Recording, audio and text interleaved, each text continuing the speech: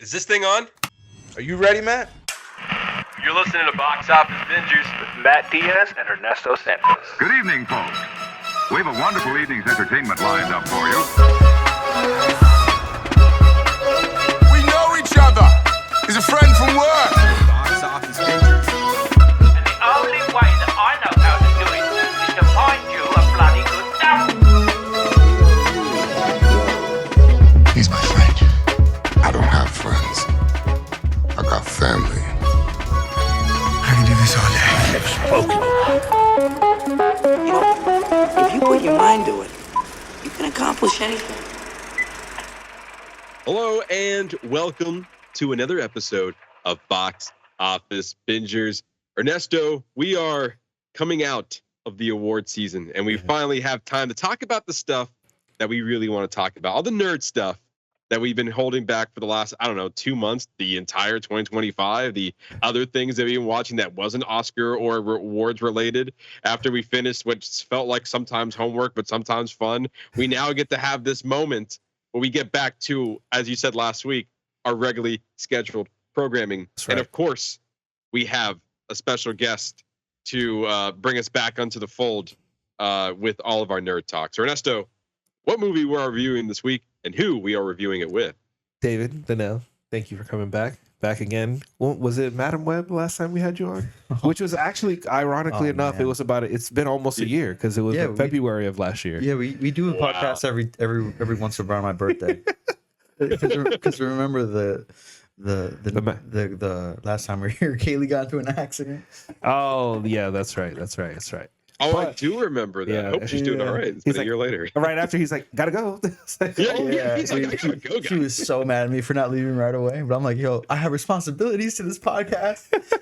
and to be honest, I sent my parents. So like, you know, she can go suck it. You know, she's well, maybe not that, but well, she's good. She's good. Yeah, she's well, she's fine. She's off living her life now. Yeah. Anyways, regardless, she's not here anymore. But you know what? We're here.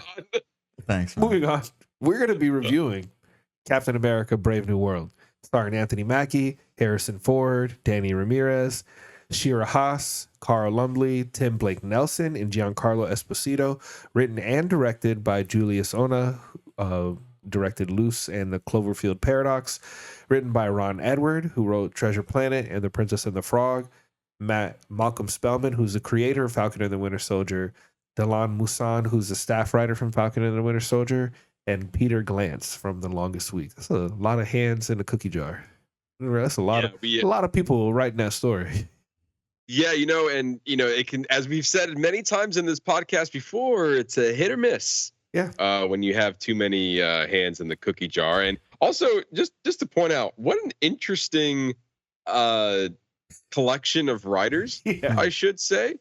Because none of this kind of, with the exception of Michael Spellman and Delan Musan, who's, obviously the creator and staff writer of the Falcon Winter Soldier. Yeah, that makes sense. You want them who helped create this show go into the Captain America Brave New World, who's also starring Anthony Mackie as the new Captain America. So like, yeah, that checks out, right?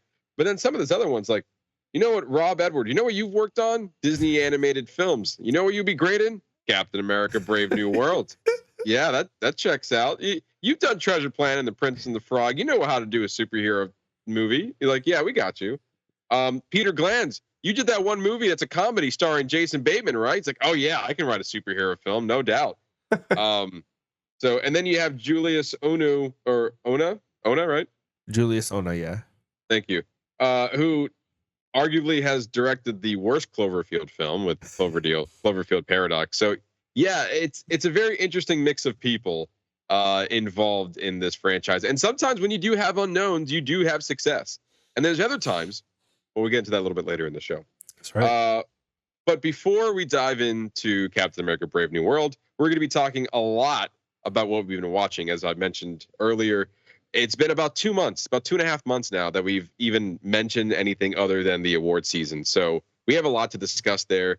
We'll probably get to some of the news that we've missed in the last maybe 2-3 months now on next week's episode. But this week, we're going to be focusing on a lot of the stuff we've been watching, a lot of nerd stuff like we've been mentioning. But even before that, we still got some other stuff to get to. We got a full episode here.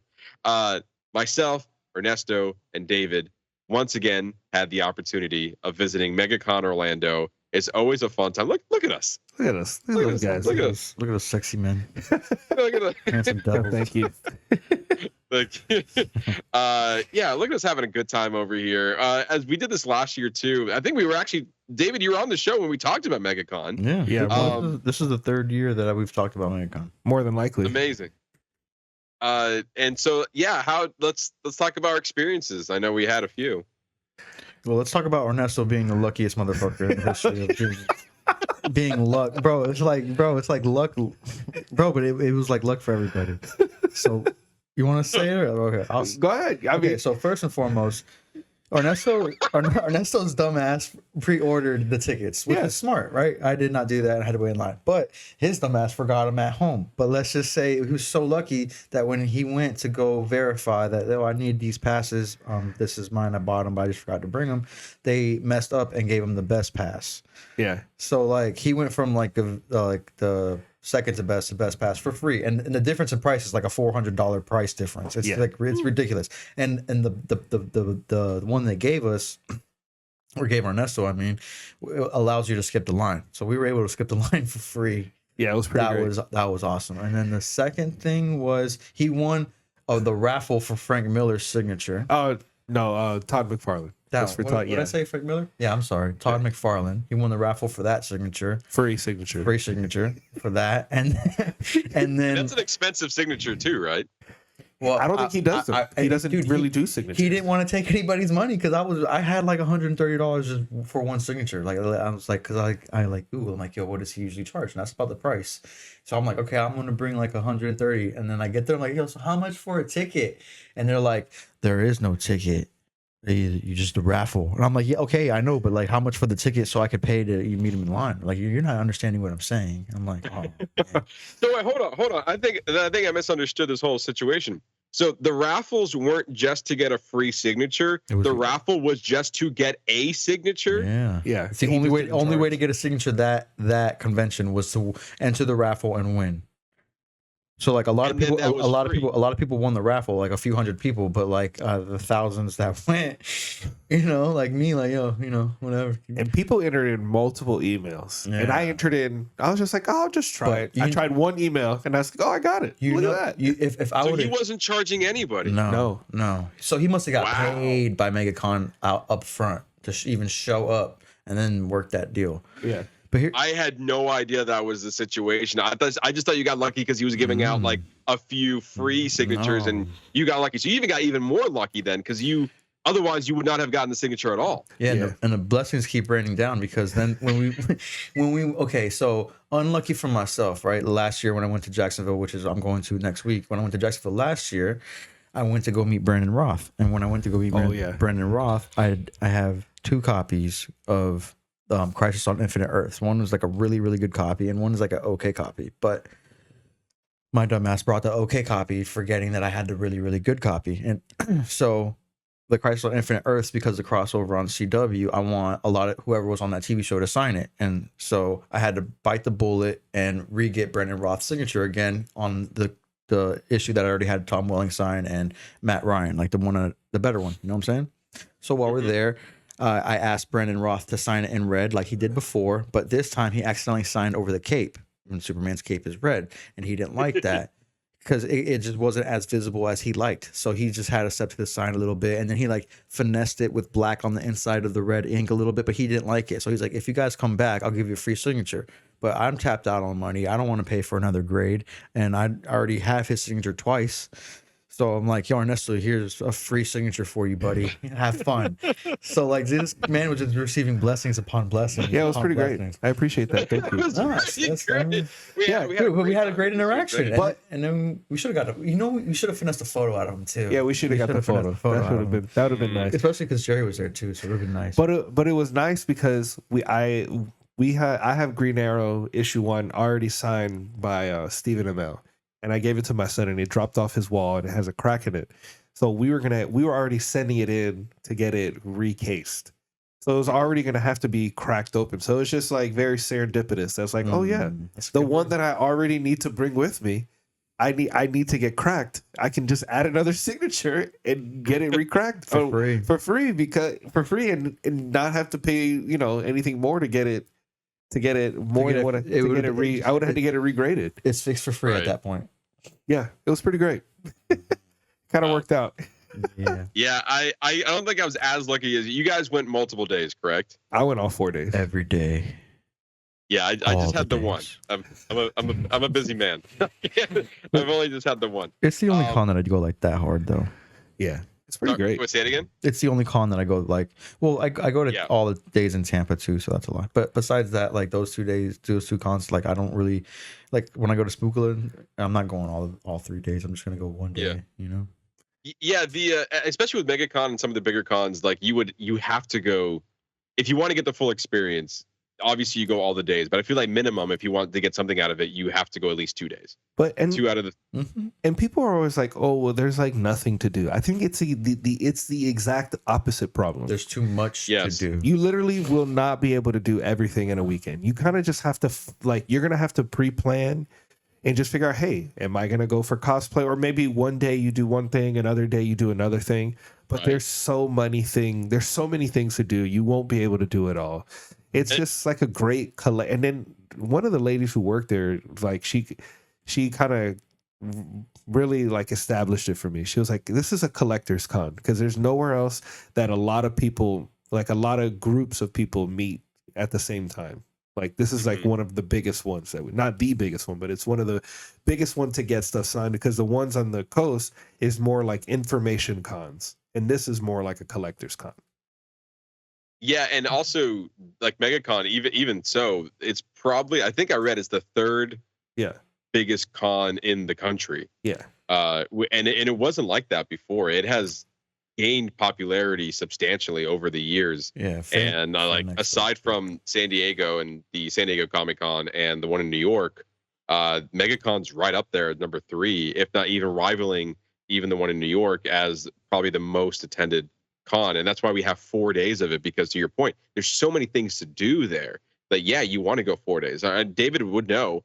David and I, we go to a lot of different cons for different reasons. And I've been to a con I went in, got what I needed to do. I got my signature, and then I take a loop. It's like, I'll spend the day. I spent the money to be there. I'll try to spend the day. I spent 30 minutes. I'm like, wow, I walked in and out. What else? I guess I got to figure out what to do in the city because I got my fill over here. There's not a lot of panels and not a lot of vendors. You know, you do your due diligence, but I think the shortest I've ever been to a con was like under an hour. Wow. Like it's just like it was just that small, and it's nothing against the con. It's just like, you know, it's not every con can be MegaCon. No, not every con can be the big ones because also you're paying for it too. You're paying a lot of money to attend the bigger cons. The smaller ones, you have a small fee, but then you're getting what you pay for as far as admission, and then you're there for your specific reasons, if it's signatures or just want to walk around or whatever. But yeah, it's going to these cons are very interesting, and also I have a little show and tell here. Ernesto, with your little VIP pass. Allow me to get the front of the line, and well, first of all, before I even show this, a little bit it's no one's fault. It's just the nature of the game. We were really excited to meet and get something signed by Mr. Mike Flanagan, who was supposed to be in attendance. Oh man, I had it ready. I had already ordered my comic book for him, and then he canceled. I was so sad. Yeah, and I was really sad that he canceled. So I had already set the money aside that I was going to find something for him to sign. And then after that, I was like, well, if he's not there, what else can I do? And so instead, I met with the Avatar main actor, and I had him sign one of my favorite pops of Aang in the Avatar state in the season 3 finale. And yeah, it's a nice little signature. We had a nice little chat, and he was asking. I was like, I even asked him like, hey, he asked me what color that I wanted, and I was like, oh, I don't really care. It's like, what feels right for you? He's like, oh, and he had an answer too. He's like, ooh, I like to go with the orange on it, that kind of match the Aang colors. And then here's what I'll do: I'll do the orange signature, and then I'll put the character name in blue. Yeah, and that's what he did. And it looks really nice. Fire, it does look really good. That's what I was gonna tell you. I really like that he used the orange and the blue on there. It looks really good. Yeah, so very, very happy about that, I think. And also we had a great interaction too. Like I told, she's like, hey man, how you doing? How's your day?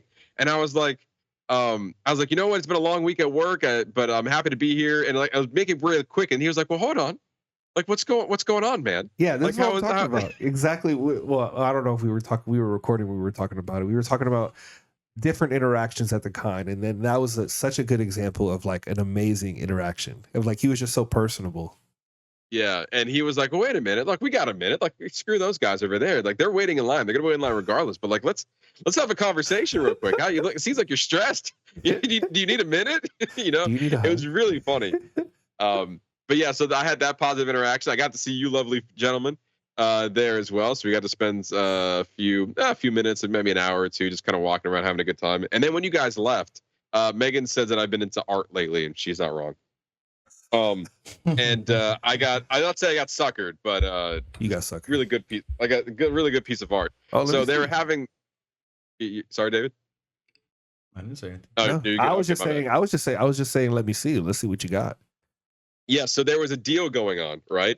And I was going to get a smaller print of the deal. But then he had an exclusive limited run of a particular Back to the Future print that he did. And I was like, okay, cool. Then I'll just get this one that I liked, which was Indiana Jones. And then I'll also get the Back to the Future one. And then I realized, like, oh, no, the Back to the Future one's a limited edition. It only comes in this size. And I was like, well, damn. He's like, well, the deal still works. You just, So I was like, all right, well, I guess I'm getting the bigger size on both of them. So this is the one that I came for, that caught my eye. Oh, that's pretty hard. I'm gonna try to go back a little bit. This is from Indiana Jones. There. Oh, that's nice. Yes. Oh, look at that. It's really, really awesome. And I was gonna get a smaller version of it that was much less, but again, because the Back to the Future was only in one size, I was like, well, I can't get a small one now. That's a good size, though. I feel like that's for that print right there. Is that a print or is that a painting? I think it's a print. Drawing. Yeah. Or it's a print. That's good. It's a print, yeah. Yeah, but that's a good size. He signed on the bottom. Yeah, go to Walmart and grab a frame, brother. Yeah. That bad boy on the wall. And so the one that was limited edition, so like he got me on Indiana Jones, but then when I saw this one later and I was like, good. Oh, that was hard. Oh, look at that. Zoom in a little. I need to see the detail. That shit's fire. Bring it to the right a little bit. Yeah. Okay. Oh, look at that. Go down. Oh, we go down first. Oh, that's just fire. Yeah, the dark brown eyes. The dark brown eyes, yeah. I'm going to scroll it up a little bit there. Dude, that is fire. No, that looks really good. Go left. No, I'm sorry, the other way. Right. The other way. Yeah. He's on the skateboard there, he's too. On the skateboard, yeah. That looks he's got the almanac right there in his pocket from the second movie. Yeah, he's also holding the Frisbee from the third movie, too. Oh, it really inspired from Back to the Future 3, obviously, like the Western vibe. And I was like, damn. So this special print, as you can see, let me switch around here. As you can see here, it was like, I think number 5 is like the 5th special edition that he did.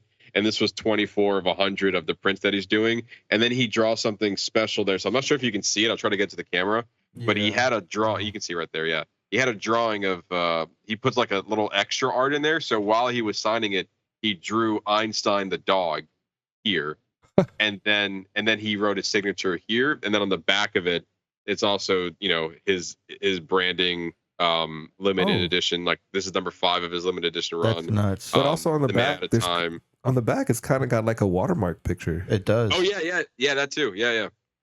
You need to get that. You should frame that or put that in something and take that to LA and get that signed by the buddy who were for the premiere. That shit is dope. Oh man, that's really good.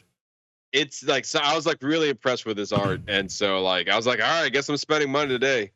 Yeah, he did a really good job of that. So that's been my new obsession, is finding local art, which is funny because I was never into it, but all of a sudden I'm getting older. I guess I like art now. Yeah, I'm into it. I want to get some more artwork for the office. I got some space to fill in these walls. Yeah. Oh, that one's still. Yeah, I need more wall space. That's the name of the game there. Right now I have this poster right here, but that's not going to cut it. I got to do a little bit. You got to do a little bit than that. Yeah, and then I have the big poster that's not even on display right now. That's the one with all the signatures. That's my Back to the Future journey that I've been doing for almost 10 years now, of collecting a whole bunch of Back to the Future signatures. But yeah, so yeah, it's pretty good. I was really impressed with the artwork, and I had a good time overall. A great time. I only spent the one day at MegaCon, but I was there from opening to close, and I had a good time. Yeah, we were there. We did all 4 days. David also we got to meet Andy Serkis, and he was pretty cool. Oh, look at you guys. Yeah, we had a great time. I got a comic book sign. You got a comic book sign. And then we all split the photo. Yeah, and then we all split the photo. And then my in-laws, who were pictured over there all the way on the right-hand side, we got an 8x10 print for them to sign for him. I mean, here's an example of a great interaction because he came out behind. Yeah, he came out the table. We got to talk to him. We had a good time. He shook everybody's hand. He got to listen to us, like just kind of like appreciate him a little bit. And it was a really good, personable, great experience. So, and it was awesome because like I started it off because I'm appreciative of like actors who constantly go after like the nerd roles. You know what I'm saying? And Andy Serkis has been in so many, like, dude, he's Nolan Venom. He's Alfred in Batman. He's freaking Golem in Lord of the Rings. He's the apes in Planet of the Apes. He's freaking Snoke in Star Wars. He was the Bad Claw in Black Panther. Like, he's done so much nerd. He's been in Warhammer 40,000. Like, he's just like a nerd representation. So I was like, do you purposely go for these things? And then like I could see like he was so appreciative because me, you, and Jerry were just like starting naming I just did naming off all his nerd roles, and he was just like, wow, these guys like know like my catalog. And you can just see like the appreciation in his eyes as he was like signing our stuff. It was it was a nice interaction. Yeah, it was really good. One, and also in a point where we got to use the VIP pass, so very appreciative of that.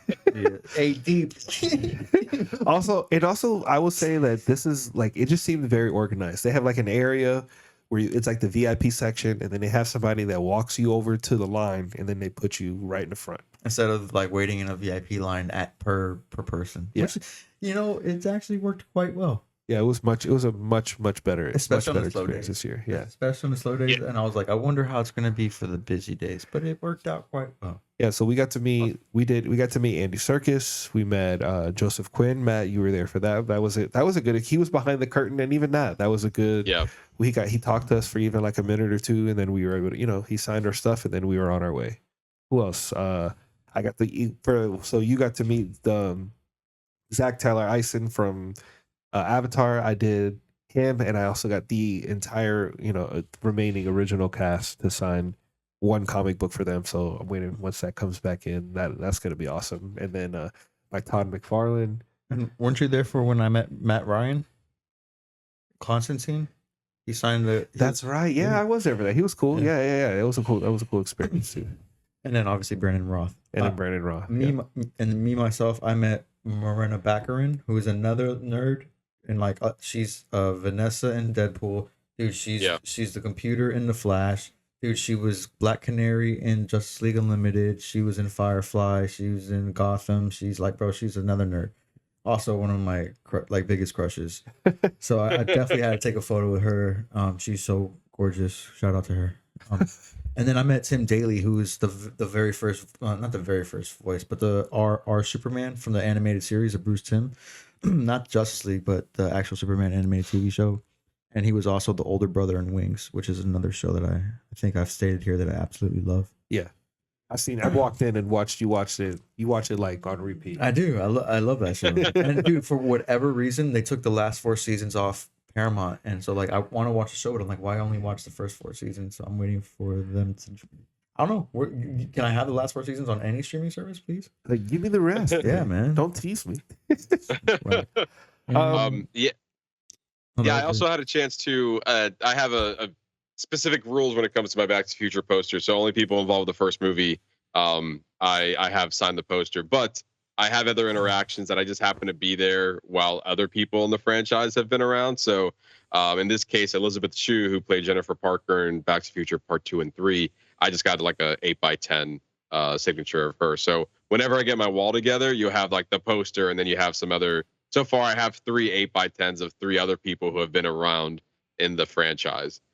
So yeah, I had a chance to meet her as well. It was a quick interaction, if I would have known about the VIP thing, I just would have waited for Ernesto to show up. I waited in line for that one. Played yourself. Well, there's always next year.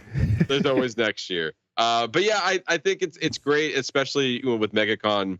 One of the fun things we get to do locally here, and it's always fun to do that every single year. And it can be a lot of money, but also it's worth it in a way that it's stuff that we love. It's the community that we do love and that we respond to the most. And we're just here to have a good time. It's going to be crowded. Again, you're spending the money for it, but I think it's worth it at the end of the day. Oh, I agree. And you know what? Everybody has their thing. There's people who pay thousands of dollars to go see a football game, which I would never do. Right? Tens of thousands of dollars. Yeah, like Super Bowl people pay $50,000, $100,000 for a seat. Dude, I'm paying like $1,000, man. Screw you. Yeah.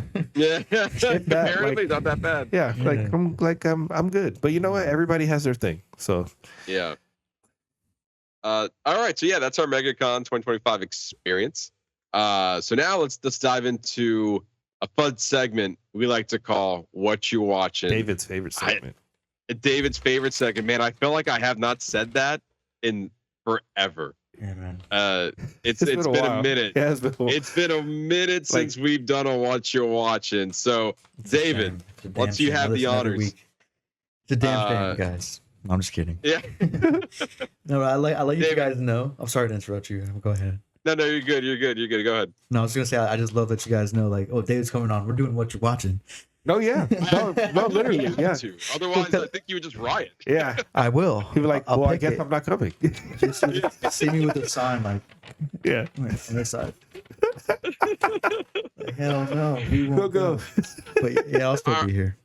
So, aside from the stuff that we're going to be talking about collectively later, what else have been on your list for what you've been watching? Well, dude, just today, literally after Ernesto texted me like, "Yo, we're still on for 7:30, right?" I was like, I already have caught up on everything TV, and there's nothing new for the day except Daredevil tonight, but that's tonight. So I saw a new show called Deli Boys, and I started it. Oh yeah. Dude, it is so good, hilariously funny, an original story, and I already finished it. It's 10 episodes, and those 10 episodes went by fast, and it is good. I definitely recommend it. I'm not going to explain what it's about. It's just know that it's a funny comedy, and it's it's a good sitcom that has an original premise, but it's not like sitcom funny. It's not like a episode of the day, episode of the week kind of show. It's like one story for the whole season, but there's a very funny elements into it. What's it streaming on? Huh? What's it streaming on? Hulu. It's a Hulu original. Yeah. Okay. I saw. Did you see The Brother's Son? No.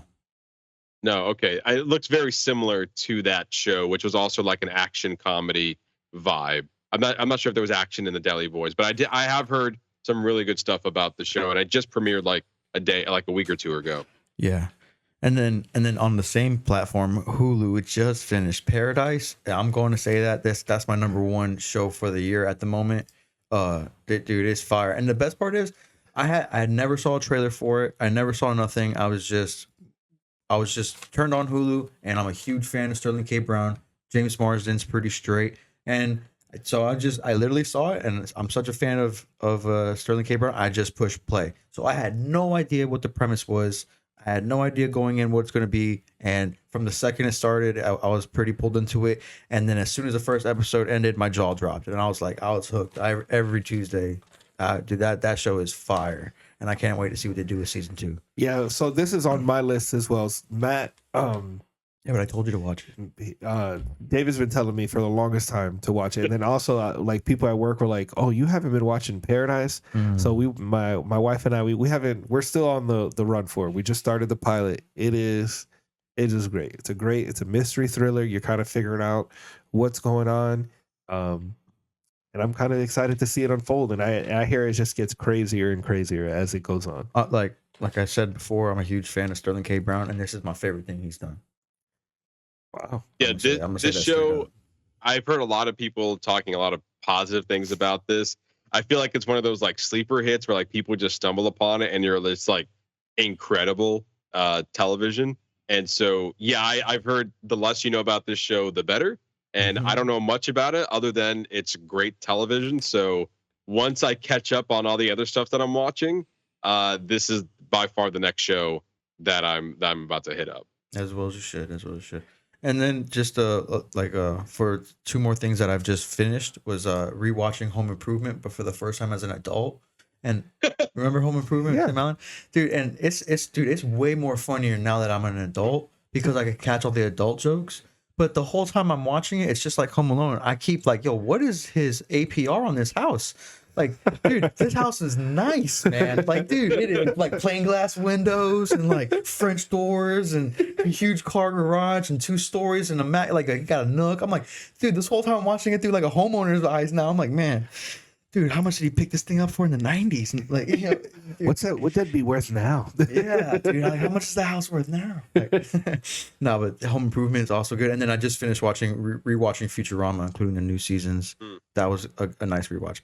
But my going week to week, I'll just do a quick list because it's only like 9 things, and you just tell me which ones you guys want to talk about. It's only like 9 things. No, but it's like the ones that are reoccurring week to week. Yeah, I got you. So Mythic Quest on Apple's fire. We're going to talk about Daredevil. Abbott Elementary season 4. It just keeps getting better. Reacher season 3 is out. Harley Quinn season 5, but dude, I think I dropped off after season. It's the Harley Quinn. The show is like getting worse with every season, I think. Invincible season 3 is going on. That's pretty straight. I keep telling Ernesto to watch Ghosts on Paramount. It's a very funny premise. Animal Control is another funny sitcom, and a really good new sitcom is Going Dutch on Fox. So that's on Hulu as well. And then the only show that ever comes out weekly that I know of on Netflix is this anime called Sakamoto Days. I don't know if you guys ever heard of anyone talk about it. It's awesome. No. It's a great little anime. It just started. It's only like 9 episodes in, and it comes out every Saturday. It's pretty damn good. I suggest you guys watch it. The premise of that is so go ahead. No, go ahead. Sorry. Oh no, the quick premise is just there's a guy who was the best assassin in the world, right? And then he retired because he fell in love, and like now there's a new person running the organization of assassins, and they want to cut their loose ends, so they keep sending in people to try to kill him. But he's like fat and retired now. But like just because he's fat and retired doesn't mean he's still not the most like powerful person in the world. And it has good humor and good action, and it's just an all around original story. It's pretty cool. I saw someone cosplaying as them in MegaCon. Oh yeah. Yeah. Okay. I feel like I've been sleeping on Abbott Elementary. I just haven't started the 4th season. It's been one of those shows like, oh yeah, that's the show that I started. I should probably go back and watch it. It's like there's so much stuff going on that I feel like there's just certain shows that like you didn't stop watching because it was bad. You just forgot that it was still on, but like it's something you want to continue. But there's so many other shows to watch too. Yeah, I mean, there's just so much content. There's just too much content on there. I haven't watched it consistently, but I've been watching like bits and pieces because the boys are watching it. So they'll have it on, and I'll catch like a scene or two, or I'll catch like half of an episode here or there. It's pretty funny. Like this season, it does keep like it seems like it hasn't lost its flair. No, it hasn't. And they also had because it's in New Jersey, Philadelphia. They had the crossover episode with the It's Always Sunny in Philadelphia, and that was hilarious. Probably the best episode, I thought. And I hear that It's Always Sunny is like the part 2 of that episode. There's like a 2-parter, and then one is on their show. I gotta go watch that then, because it was hilarious. Because like the premise of that episode was like Abbott needed volunteers, and like they were coming in like pretending they were wanting to volunteer, but it was all court ordered. That sounds like a pretty funny premise. Yeah, it was. I've heard a lot of good things about Mythic Quest. Is it still holding up after 4 seasons? And yes. I've watched we haven't watched this season yet because we usually wait until it's done and then we'll watch the whole thing. But the past 3 seasons have been hilarious. This 4th season just was funny. Oh, and like I said, still talking about Mythic Quest, but also Danny Pudi, who's in Mythic Quest, who's from Community. He played Abed. Yeah. He's also in Going Dutch. So two shows that are coming out every week. He's in both of them. Oh, nice. Oh, wow. Freaking man. Yeah, I mean, he's killing it right now. And then I have not started Invincible season 3 yet. I know season 1 was fire. Yeah. Season 1 was so good. And then I've been season 2 and I was like, okay, this was like fine.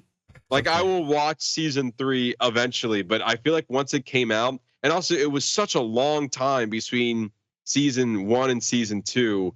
I feel like that kind of lost some steam a little bit. But then they're trying to keep up with also with season 2, they like dropped the first 4 episodes, and then you had to wait 3 months later to get the other 4. Mm-hmm. And then they said they're gonna do better with season 3. But I think between the long waits and the split season and the season itself not being like as good as the first season, I kind of just fell off in a way. But like, I'm gonna watch it, but it wasn't priority viewing when season 3 came out. Yeah, I lost. I dropped off after season 1, and then I started.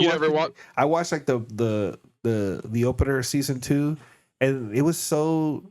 I felt like I was missing something. I was like, it's like, well, this doesn't seem like the continuation of what I watched. Like, I feel very lost, and then I just haven't got back to it since. And season 3, I thought you watched season 2.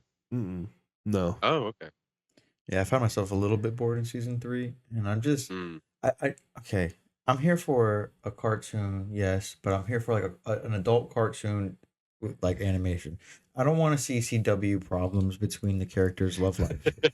So I honestly, I have been fast forwarding every time he's not in the Invincible costume for the most part. Wow. In season 3, okay. Like, dude, anytime he's talking to his girlfriend out of the uniform, I just don't care. Like I don't care about your love life. I don't care, bro. I just don't care. Like I just want to know about the Viltrumite infiltration coming soon and whatnot, and why they're preparing. But like, I don't care that like he is now finally dating Eve. I just, like, bro, that's like watching Naruto and when they go get ramen for an episode. I'm like, I don't care. But also the Viltrumites have been trying to invade since season 1. They're still not here. No, they're not. Like, we're still waiting for the invasion. Happen already. Let's just do it. Well, they keep sending people. They keep what? They keep sending people. Like all right, I'm sending this guy, and if you don't listen to him, well, then they're coming, and then they send the guy, and then he gets wrecked, and then, all right, we're sending another guy, but I swear, after this guy, we're coming. That's I'm still gonna give it a shot, but probably once it's all over and I can just binge it in like in a weekend or something. But yeah, after that, it's just, I don't know. It doesn't hold my interest. I think I would much rather like start Reacher, which I heard was a great show. I haven't started any of Reacher yet, but I continuously hear great things about it. And each season has been getting better. The first season was really, really good, but the second season was fire because you already had like, some of his backstory. But this third season going on right now, which is only like I think like the 4th or 5th episode, maybe, is dude, it's fire. Okay. Dave, you got anything else before we toss it over to Ernesto? Oh, well, I mean, we haven't talked about Daredevil. Oh, we'll get there. Yeah. Okay, well then, Going Dutch is funny. I'm going to say that again. Going Dutch on Fox. It follows Dennis Leary. He was supposed to be like it follows the military, right? So he was about to be a 5-star general, about to be going from colonel to general. But then, like, as he was about to get promoted, he was he didn't realize he was on a mic and he started talking crap, like bad crap, about the guy who would have been giving him the promotion. So instead of getting the promotion, he's just sent to there's a base in Dutch in Holland. And he's the commander of that, but like it's Holland, so they're so far relaxed. There's no war, not even anywhere near them, and like he's like this super military guy, and he's also working with his estranged daughter, who they did not know they were going to be working together. That was all part of the boss's plan to get back at him, and it's just a very funny dynamic of like the super strict asshole, and he's very self-centered. He's very like everything's about him. He's very egotistic, and like then now he's working around all these laid back Dutch people, and it's freaking hilarious. That's a good premise. It is, and it does sound pretty good. And Danny Pudi's his major, so Danny Pudi plays like the second in command to Dennis Leary. I like Dennis Leary. I think he's funny. It is pretty funny. I find myself laughing every episode out loud. But after that, no, out loud. Yeah, because there's a difference between like, and then like, you know what I'm saying? Because like, dude, if a show could actually make me like laugh out loud and not just like giggle, there's a, it was a haha, not a tee. Yeah, exactly. Just like that. Exactly. No teehees here, man. All No ha-has. tees. All right, now, so what do you got? All right. So besides the stuff that we're sharing, I have I've been living by the show. You haven't watched this St. Dennis yet? Is it funny? Oh, dude, this is like Superstore. This is like Really? this is a hospital version of Superstore. So No way. this is like a workplace. Give me a pen. Dude, it is hilarious. Give me a pen. No, I'm writing this bitch down now. Because, dude, I'm gonna watch it tonight. Dude, you know how I am about sitcoms. I can't believe I did not know. No, go ahead. Excuse me. I really thought that you had seen this. No, So this is very exciting. So this is the next iteration of Superstore because you got Sandra. But Yeah, Sandra plays Sandra? No, she's she's a different character. It's just a similar show. It's like Parks and Rec and like Office, how it had the same Rashada Jones, but she wasn't the same person. Yeah. So, but it's like it's that same mockumentary style of My like favorite. It's the mockumentary workplace comedy. It just works. It like just works. The formula, Never fails. it really doesn't. Like you change the setting, and like the lady from the Goldberg, she's the main character. Oh, she's hilarious. Yeah, but she's the Michael Scott, and it works. Oh, dude, she's in charge. She's an idiot, but she plays it up, and it's great. Like it just, what's David streaming? Allen Greer's in it. It's on NBC, so Peacock. Now I gotta download Peacock. It is hilarious. It's so funny. And my sister-in-law who works in the emergency rooms in the hospital, she says like the stuff that they talk about within the show, like that it's very accurate. She's like, there are things that the characters did. She's like, she goes, I literally, that happened to me yesterday. That's She hilarious. goes, it's very accurate, and it's so good. Like I really think like if you're into that this is 100% right up your alley. Good, because I love sitcoms, and it sucks because like new age sitcoms on like mainstream TVs, like on streaming services, sitcoms seem to be getting nailed better, but like on TV, sitcoms are still kind of cheesy. Yeah. So it's refreshing to see like good sitcoms. Like, did you try the new Tim Allen sitcom with Kat Dennings? No. My parents are in love. Shifting gears. Yeah, or my parents something. are in love with Tim Allen. I love Tim Allen, big fan since I'm a kid. And even my dad was like, "Yeah, change this crap." Like, that's we didn't even finish the first episode together. It's like, please end this now. Yeah, like dude, Put something else on. and it even has Michael Stifler's in that show too. So the cast is pretty straight. Yeah. But it's whack. I learned Kat Dennings can't act. Which is weird because she was on Two Broke Girls that was like a hit show Have for you a gone while. back and watched that? I've never watched It's it. hard to watch now. I went back it's I've seen bad. bits and pieces of an episode or like clips online. It does not look good at all. I don't think it ever did look good. I'm surprised it lasted as long as it did. I mean, it's syndicated. It's on like reruns all the time. Yes, it is. Yeah. And I don't know why. Yeah. It's got some audience. I've always liked Kat Dennings in the Marvel stuff. Like I thought she was fine in Thor, and Yeah. I liked her in WandaVision. Yeah, but I feel like when I was growing up, I loved The Big Bang Theory. I don't know if I can go back and rewatch that show. You can. You can. Ask David. You absolutely can. I do it all the Okay, time. it still holds up. I think so, but I'm a Okay. huge fan of it. Like I've already watched it like 2 months ago, 3 months ago again. Like I watched the show. If it holds up. I watch it every I feel year. like there's just certain shows they might like. I don't know. I liked it at the time. I don't know if I want to go back and rewatch it all again. That's how but I'm never one to go back and rewatch. I don't think I can ever go back and rewatch a whole season, let alone a series of television. It's just like there's so much new coming out. I feel like if I'm not keeping up, I'm behind, and I feel like I'm always going to be behind. So Yeah, I there is can't no caught like up. Sorry, say it again. I was saying there is no being caught up. That doesn't exist. Yeah, No, but then I'm you're caught telling up. me it's like I can go back and rewatch this show, or I can go watch this brand new show called Paradise, and you're like, well, I kind of want to experience something new, and then then you go down that hole, But yeah, this is a great watch. I really think anybody should, and I think it's still going on week to week. Like there's still episodes releasing, and it is 100% worth your time. Like every character, like a part of the ensemble, is interesting. They're all interesting and they're all hilarious. So it just works. Like I'm excited. They even started introducing some more new side characters just recently, and it's like even them, like it's not overcrowded. It's not too much. It's just great. It's just great. And also, great TV. And it's a great side simple character watch. can be very memorable too. Oh yeah, absolutely, absolutely. Speaking of Superstore, it was the guy who I think he ended up becoming a recurring character too. The guy who was I forgot her name, but it was her boyfriend, and I think he was the dude from Fallout, Bo, bro. Yeah, Bo. He's the best character on that show. He was. And he was that he was only there for a few minutes, but every time you saw him on, he's like, "Oh, this is gonna be a funny bit." You just know. I don't understand why they didn't make him like he was in the pilot. Why wasn't he a main character? He should have been in every episode. He was the funniest character on Superstore by far.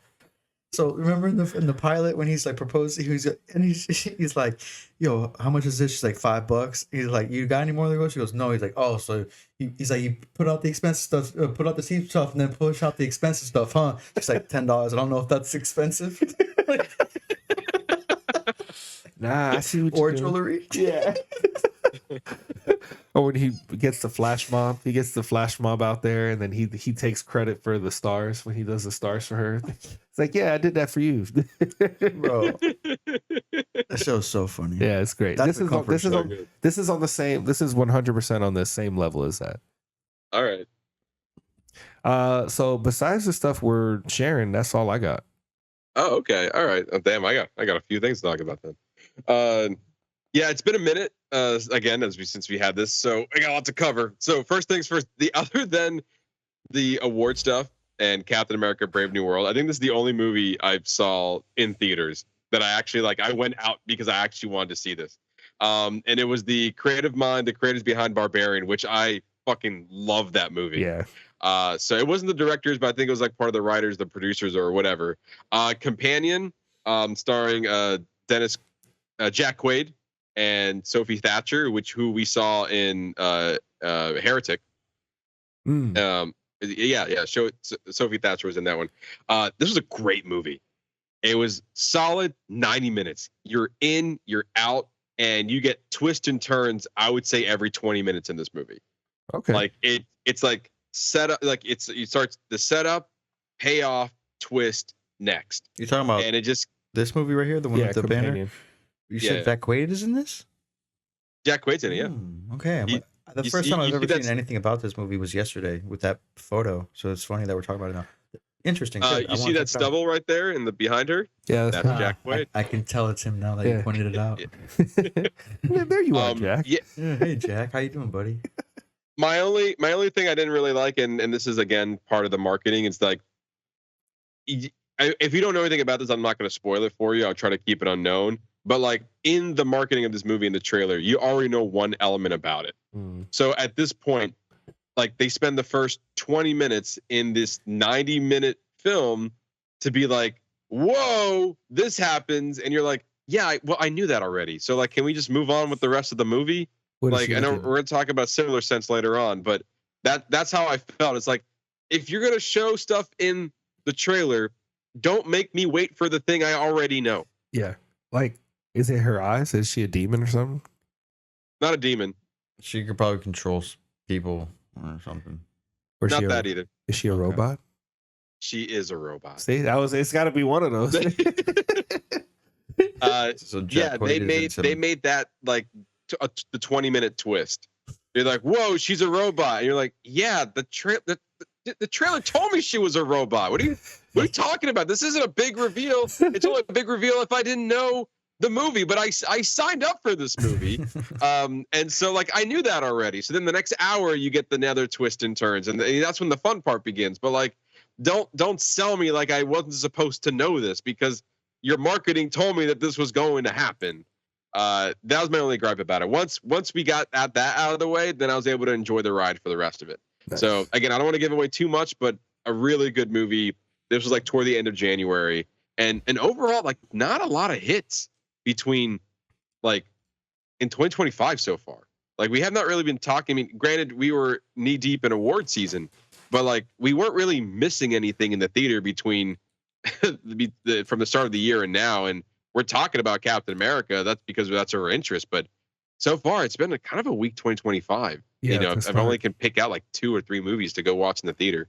There's a couple of good ones coming out here pretty soon. Like I'm really looking forward to Sinners, the Michael B. Jordan, Ryan Coogler movie coming out. Like that's a big one for on this year, and obviously Superman, and maybe Fantastic Four. I don't know. We'll see. Yeah, but also like even to this point, like there's not a lot of draw to go to the theater recently, which is not great because not a lot of people are talking about the movies that are in theaters right now. I mean, we're probably more excited to talk about the television shows we've been watching rather than the movies that are currently in theaters. And like they're going to be pushing other movies. Like Jack Quaid's coming out another movie called Novocaine. Oh yeah, and it's like yeah, that looks fine. It's not something that I'm going to rush the theater to go watch. Like it doesn't look that good. Well, the only one that I'm excited for that's in theaters now, and I think we're going to be reviewing it soon, is Mickey 17, the new Bong Joon-ho movie. Yeah, and yeah, we have not watched that movie. I haven't seen it yet. It just came out. But yeah, I am excited for Bong Joon-ho's new film, even though it didn't do fantastic in the box office. I definitely very much interested in seeing it. Also, Robert Pattinson, he's also a great actor. So yeah, I definitely want to see his style. But to your point, like that's it. Like I between Companion, Captain America, and Mickey 17, that's 2025 right there. Yeah. I know a few people were talking about The Monkey, which was a horror movie that I feel like a lot of buzz were around it, and then they just quickly went away. Dogman from DreamWorks was an animated feature that a lot of people found enjoyment out of. Oh, but really, I did see that. So I missed one. I did take the kids to go see that. It was. Oh, how was that? It was fine. Oh, okay. It was just a silly kids movie, very similar to Captain Underpants. It's from the same book series from the same writer. Yeah. Dave Pickley. I can't remember his name off the top of my head, but yeah, it was fine. It was a kids movie, a lot of stupid fart humor, but whatever. The kids liked it. Got the job done. They liked it. All the kids liked it better than they liked Captain America. So, wow, it's not. That's saying something. All right, but yeah, I highly recommend Companion. It's already on VOD for those who are interested in watching that movie. Next, I binged Skeleton Crew, Star Wars Skeleton Crew, starring Jude Law, following a group of kids exploring the galaxy. This is what Star Wars was meant to be. Oh, okay. That's what I hear, man. I can only imagine being a kid, and this would be my introduction to Star Wars. It's basically these kids who were kind of isolated on this one planet. This planet is all they knew. They found a spaceship. The spaceship went on autopilot. It goes right into the galaxy, and now they're trying to get home. But along their way, they're going on this adventure in space because they accidentally went into hyperspace, and now they don't know how to get back home. So now the whole journey of the show is them trying to get back home, and then they're interacting with a whole bunch of other things that are happening in a galaxy far, far away.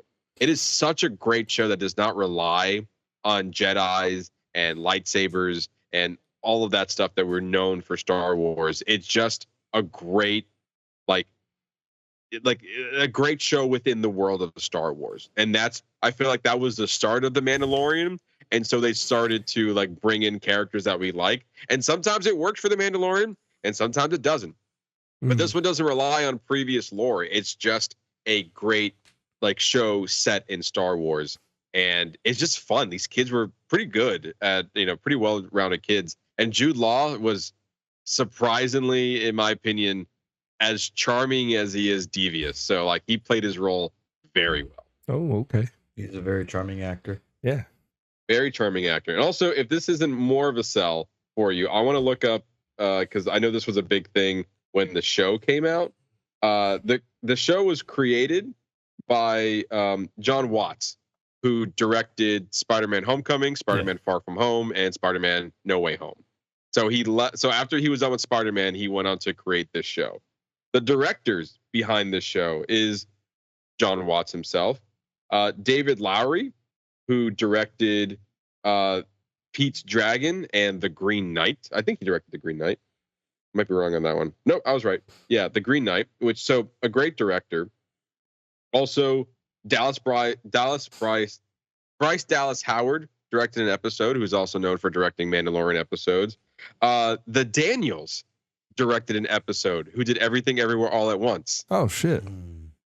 Jack Shrieker, who is the creator of Beef. Oh really? Directed an episode, and he's also attached to direct the Thunderbolts film as well. And the list does not end there. And the last person to mention is Lee Isaac Chung, who also is the creator of. He is the director behind Minari and Twisters. Oh shit! Yeah, I was like, why do I recognize? I recognize that name. And so, like, this director cast is stacked. And so, like, you're wondering, like, why is this so damn good? It's like, well, look at the Oscar winners they have on this damn thing.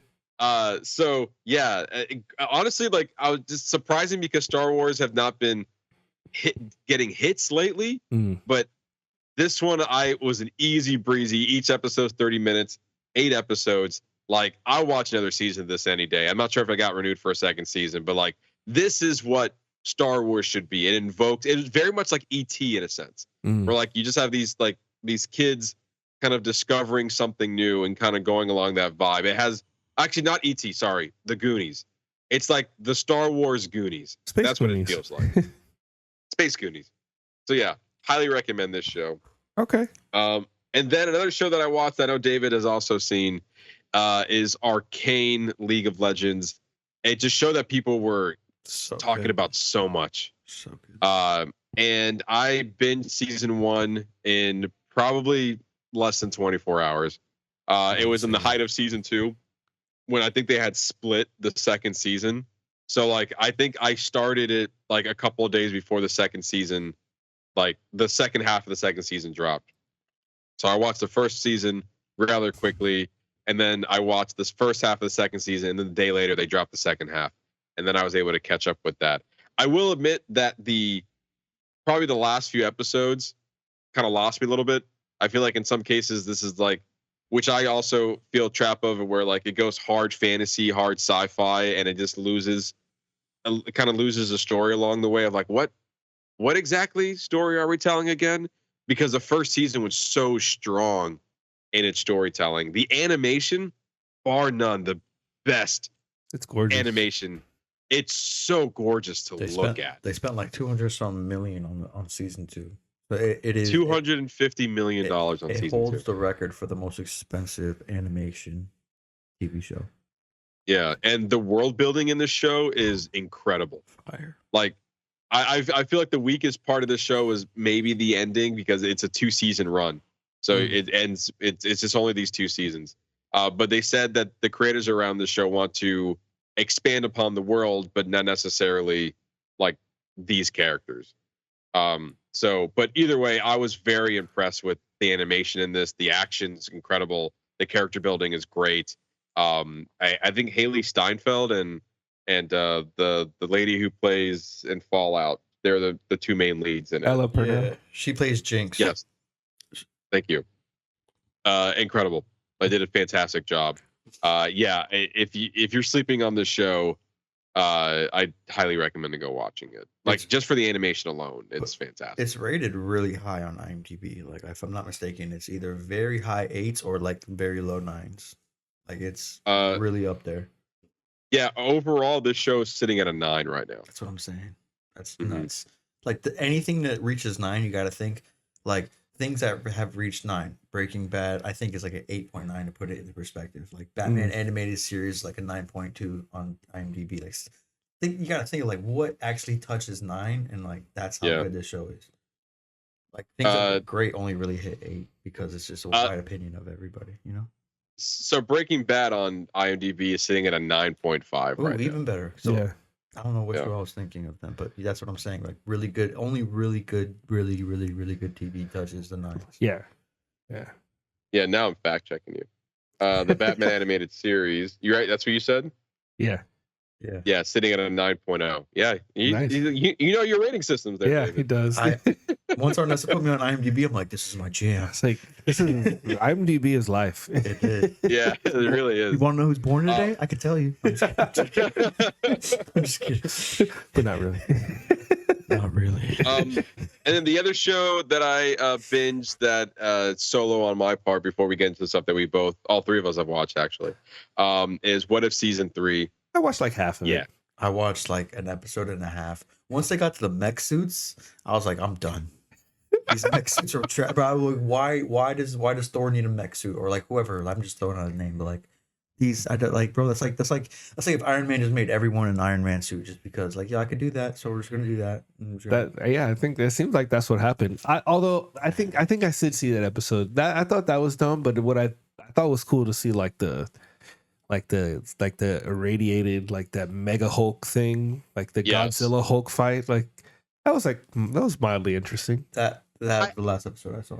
Yeah, that was either. I think it was either the first. That was the premiere. That was the premiere. That was that, and I saw the Agatha becomes a celestial one. I kind of background watched that one a little bit. That one wasn't too bad in my opinion. I actually liked that episode. Then you had the Red Guardian stop the Winter Soldier, which was okay. Yeah, I saw that one. Yeah, it was okay. That was pretty solid. The weirdest one out of the bunch, probably out of all the what ifs, was what if Howard the Duck got hitched? And Howard the Duck married Darcy, played by Kat Dennings, in an alternate universe. And like in one of the what if episodes, I was like, what? Bestiality. It's weird. Yeah, we started that. No, I started it, but we didn't like get to start watching it. But like he comes in with like an egg, right, or something like that. Yeah. was it very strange finish?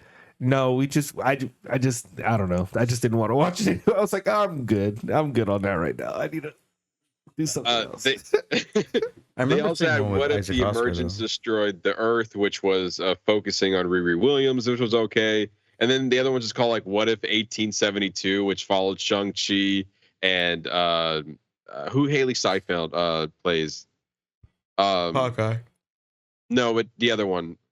It's Hawkeye, not Hawkeye, but Kate Bishop. Hawkeye. Yeah. They had a episode focus on them.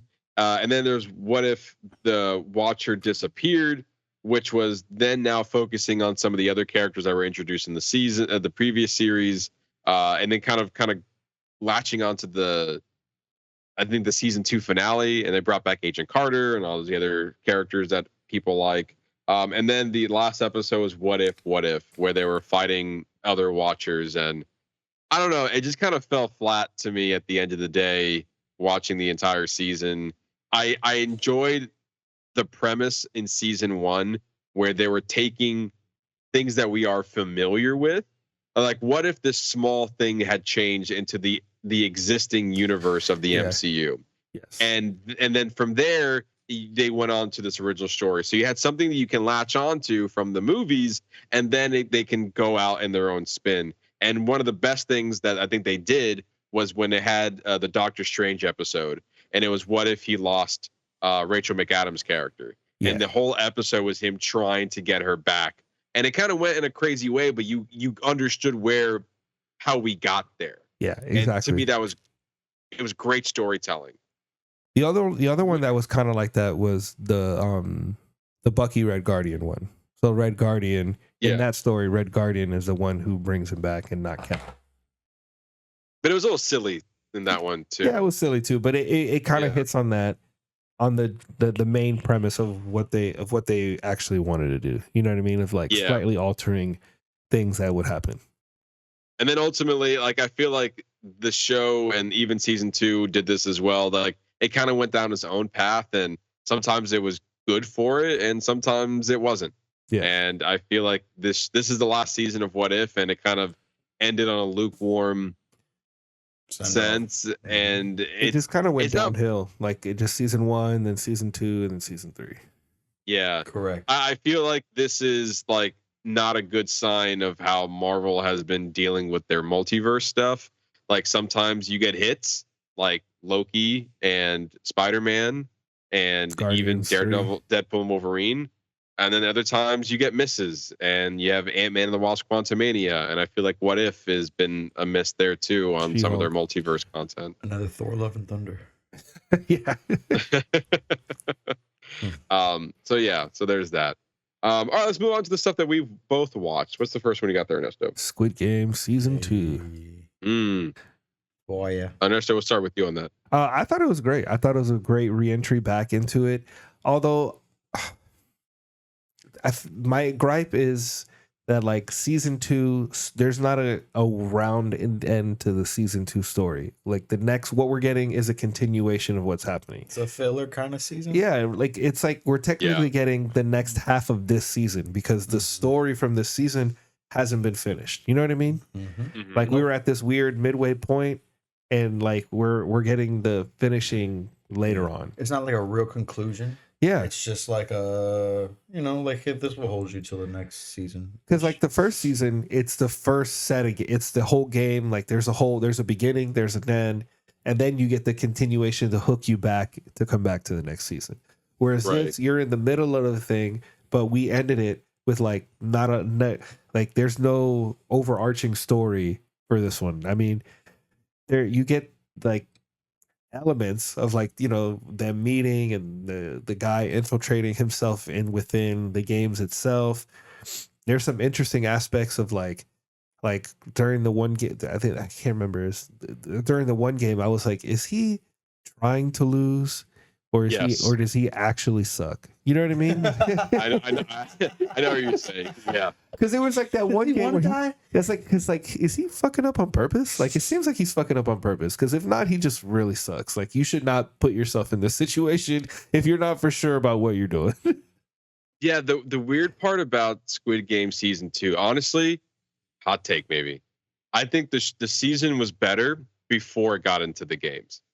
Like I really enjoyed the first 2 episodes of the second season, because in the third episode, it's like, all right, we're back in the games. It's like, okay, cool. This is familiar. I understand where we're going. Here's a couple of twists and turns, but there was never a goal. And it started becoming repetitive in a way where it's like, hey, we have to stop people. Let's get out of here. And they're like, no, one more round. And you're like, all right, what's the game? People die. You want to live or stay? Well, we still got 3 more episodes left, so of course they're staying. And then we also know that number 1 is part of the, like he's the leader, the man in black. You're the evil person or whatever. So like they don't that's know not that. A mystery. So yeah, I don't know. It's like there were some things that just didn't flow as well as the first season did, and to me, it just feels like that. You know why we got a second season? Because people demanded for it, and this is what we got. It wasn't because it needed it. It's because the people wanted it. See, but then why stretch it out? You could have did 2 solid seasons and just merged whatever the hell this next season's going to be with what this season was. I do agree with you. Like it was really interesting, especially the whole Russian roulette scene with him and the other guy. Like I thought that shit was crazy. That was a crazy ass scene. That was so intense. And he's like, I'm ready to die. And he takes a gun and it's like clicks. And he's like, you can shoot me right now. And he's making those crazy faces. He's like, ah. Very, very Korean, melodramatic. Yeah. Yeah. Yo, but I do like how they did throw in that new aspect of the vote. And then so that brought way more diversity. No, that's not the right word, but way more dynamics to the actual contestants. Because now it's like, yo, you guys can leave whenever you want. Y'all just got to agree on that. And now you're like, yo, which one of these motherfuckers want to keep that? Like, yo, you know you're most likely going to die, right? Like, you might not make it out the next game. I mean, that's true, because then it led to that. We had that massive brawl in the bathroom at the end of the season. It did add this level of like pointing to like people's greed and people's need to be self-serving to themselves, and kind of like seeing how they can fuck over, like how much, just the most extreme example of how money can change people. Yeah, yeah, and they're willing to literally die for it, and they know that after the fact. And I think I do agree with you. That is one of the most one of the better aspects of it. The only thing, and I actually is in this poster right here. I didn't care for this game, for example, the merry-go-round, because there was no skill to it, I guess. Like the other ones, you had to rely on your teammates, and like each game had a level of skill as long as you were following the rules and this is what every game, as long as you follow the rules and you get by the certain thing, you're good. Sometimes you have to be with the team. Sometimes it's solo. And this one in particular, I felt like it required no skill whatsoever. It's just like find the person, go in the room, or you die. And I didn't really care for that aspect of the game, because then this was like the last game I think we had before the riot. So like it to me, there was no really fighting chance for you to win this. And it was just and also, so there was no like ending to it. Like they determined when the game was over. So they could have just kept killing people as long as they wanted. There was no end result to it.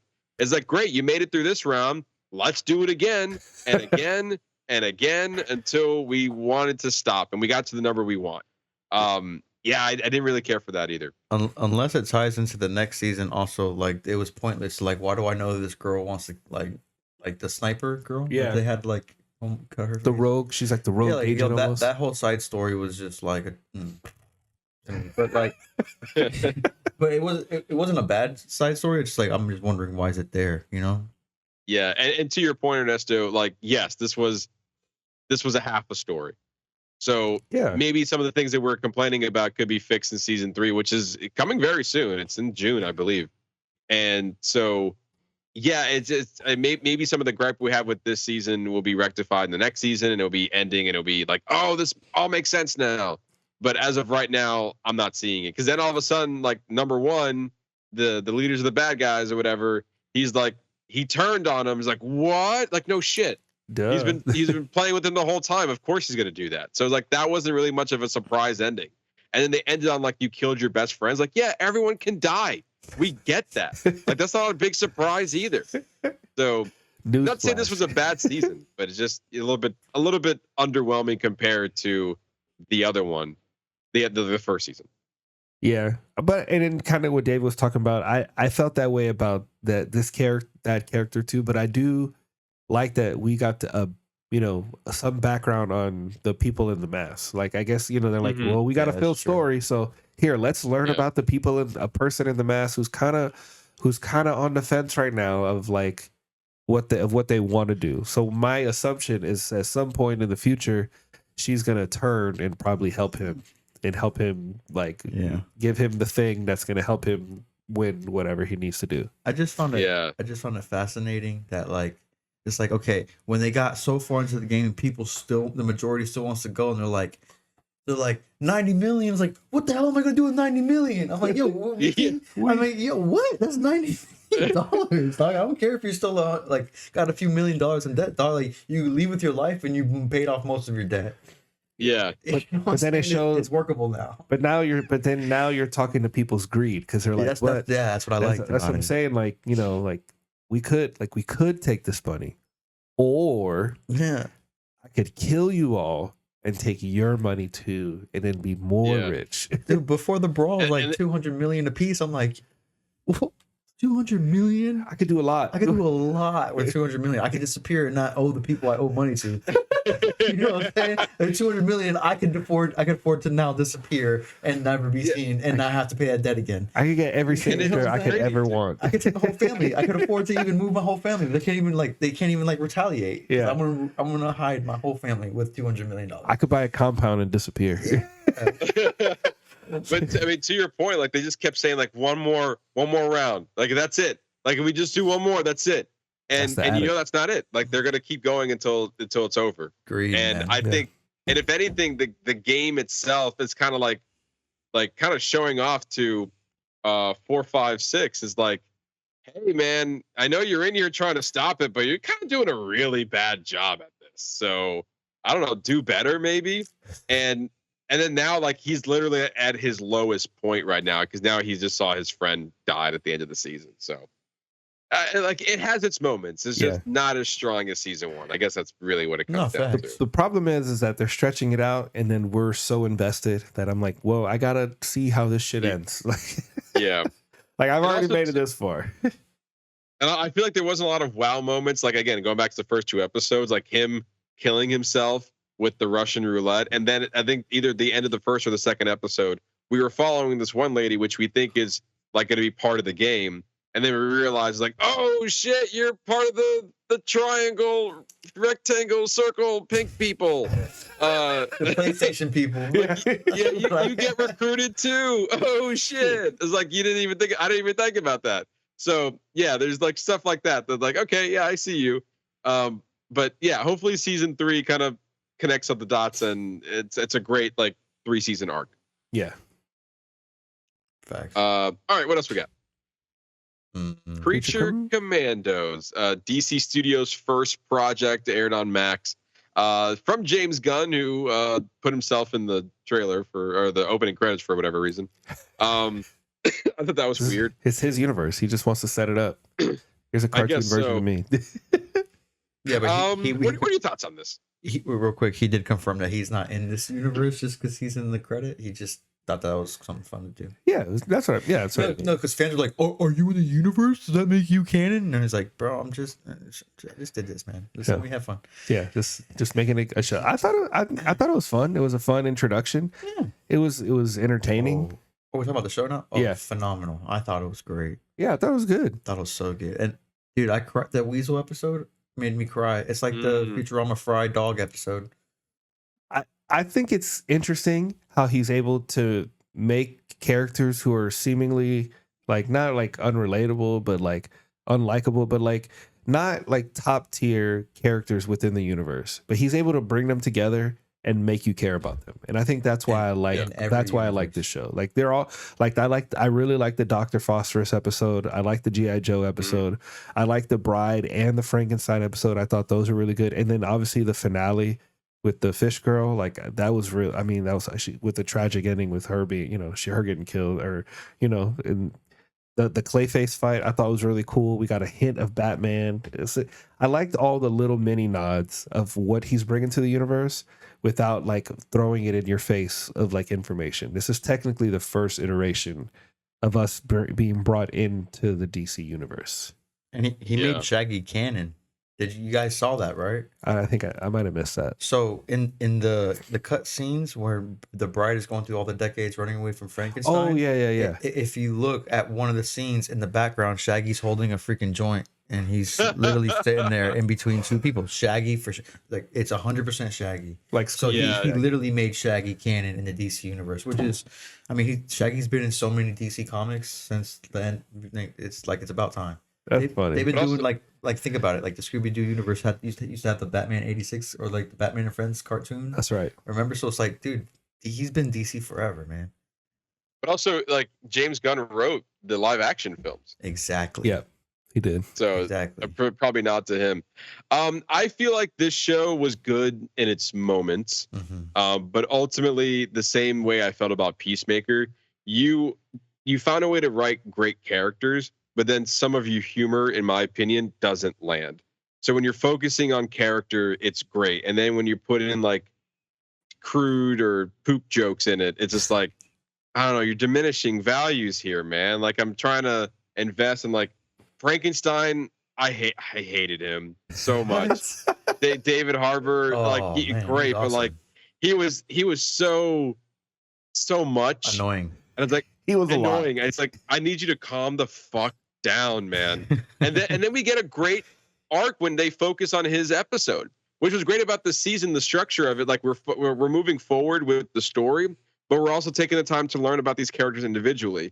And to your point, like Weasel, heartbreaking. Oh man, is it G.I. Joe? What's his name? G.I. Robot. Yeah, G.I. Robot. Thank you. His episode was also heartbreaking, but hilarious. But also hilarious. And I think even Dr. Phosphorus, like that's a great episode in there in the mix of it as well. So like we have great storytelling and great character development, just mixed in with some of the humor I just didn't always land with. So I was like 50-50 on this show, but ultimately like, I can get behind some of its better moments at the end of the day. And now all these characters are canon, and either one, like David Harbour can come back as Frankenstein. That would be pretty cool. Frank Grillo as Rick Flag Senior, though. Yeah, because his son did die. Peacemaker killed his son. And then that part of the Suicide Squad movie is canon. Like the Suicide Squad movie is not canon, but that event is canon. It happened in their universe. Yeah. Yo, what I did, one joke that I really found hilarious in this is in the very first episode when they're walking through the castle for the very first time, and you look at all the paintings and everyone you can tell is pure inbred, and the bride goes, "It's like the gene pool looks like it was above ground and inflatable," if you know what I'm saying. I thought she was great. I mean, they kind of put her. She's front and center. Obviously, she's going to be leading the team now.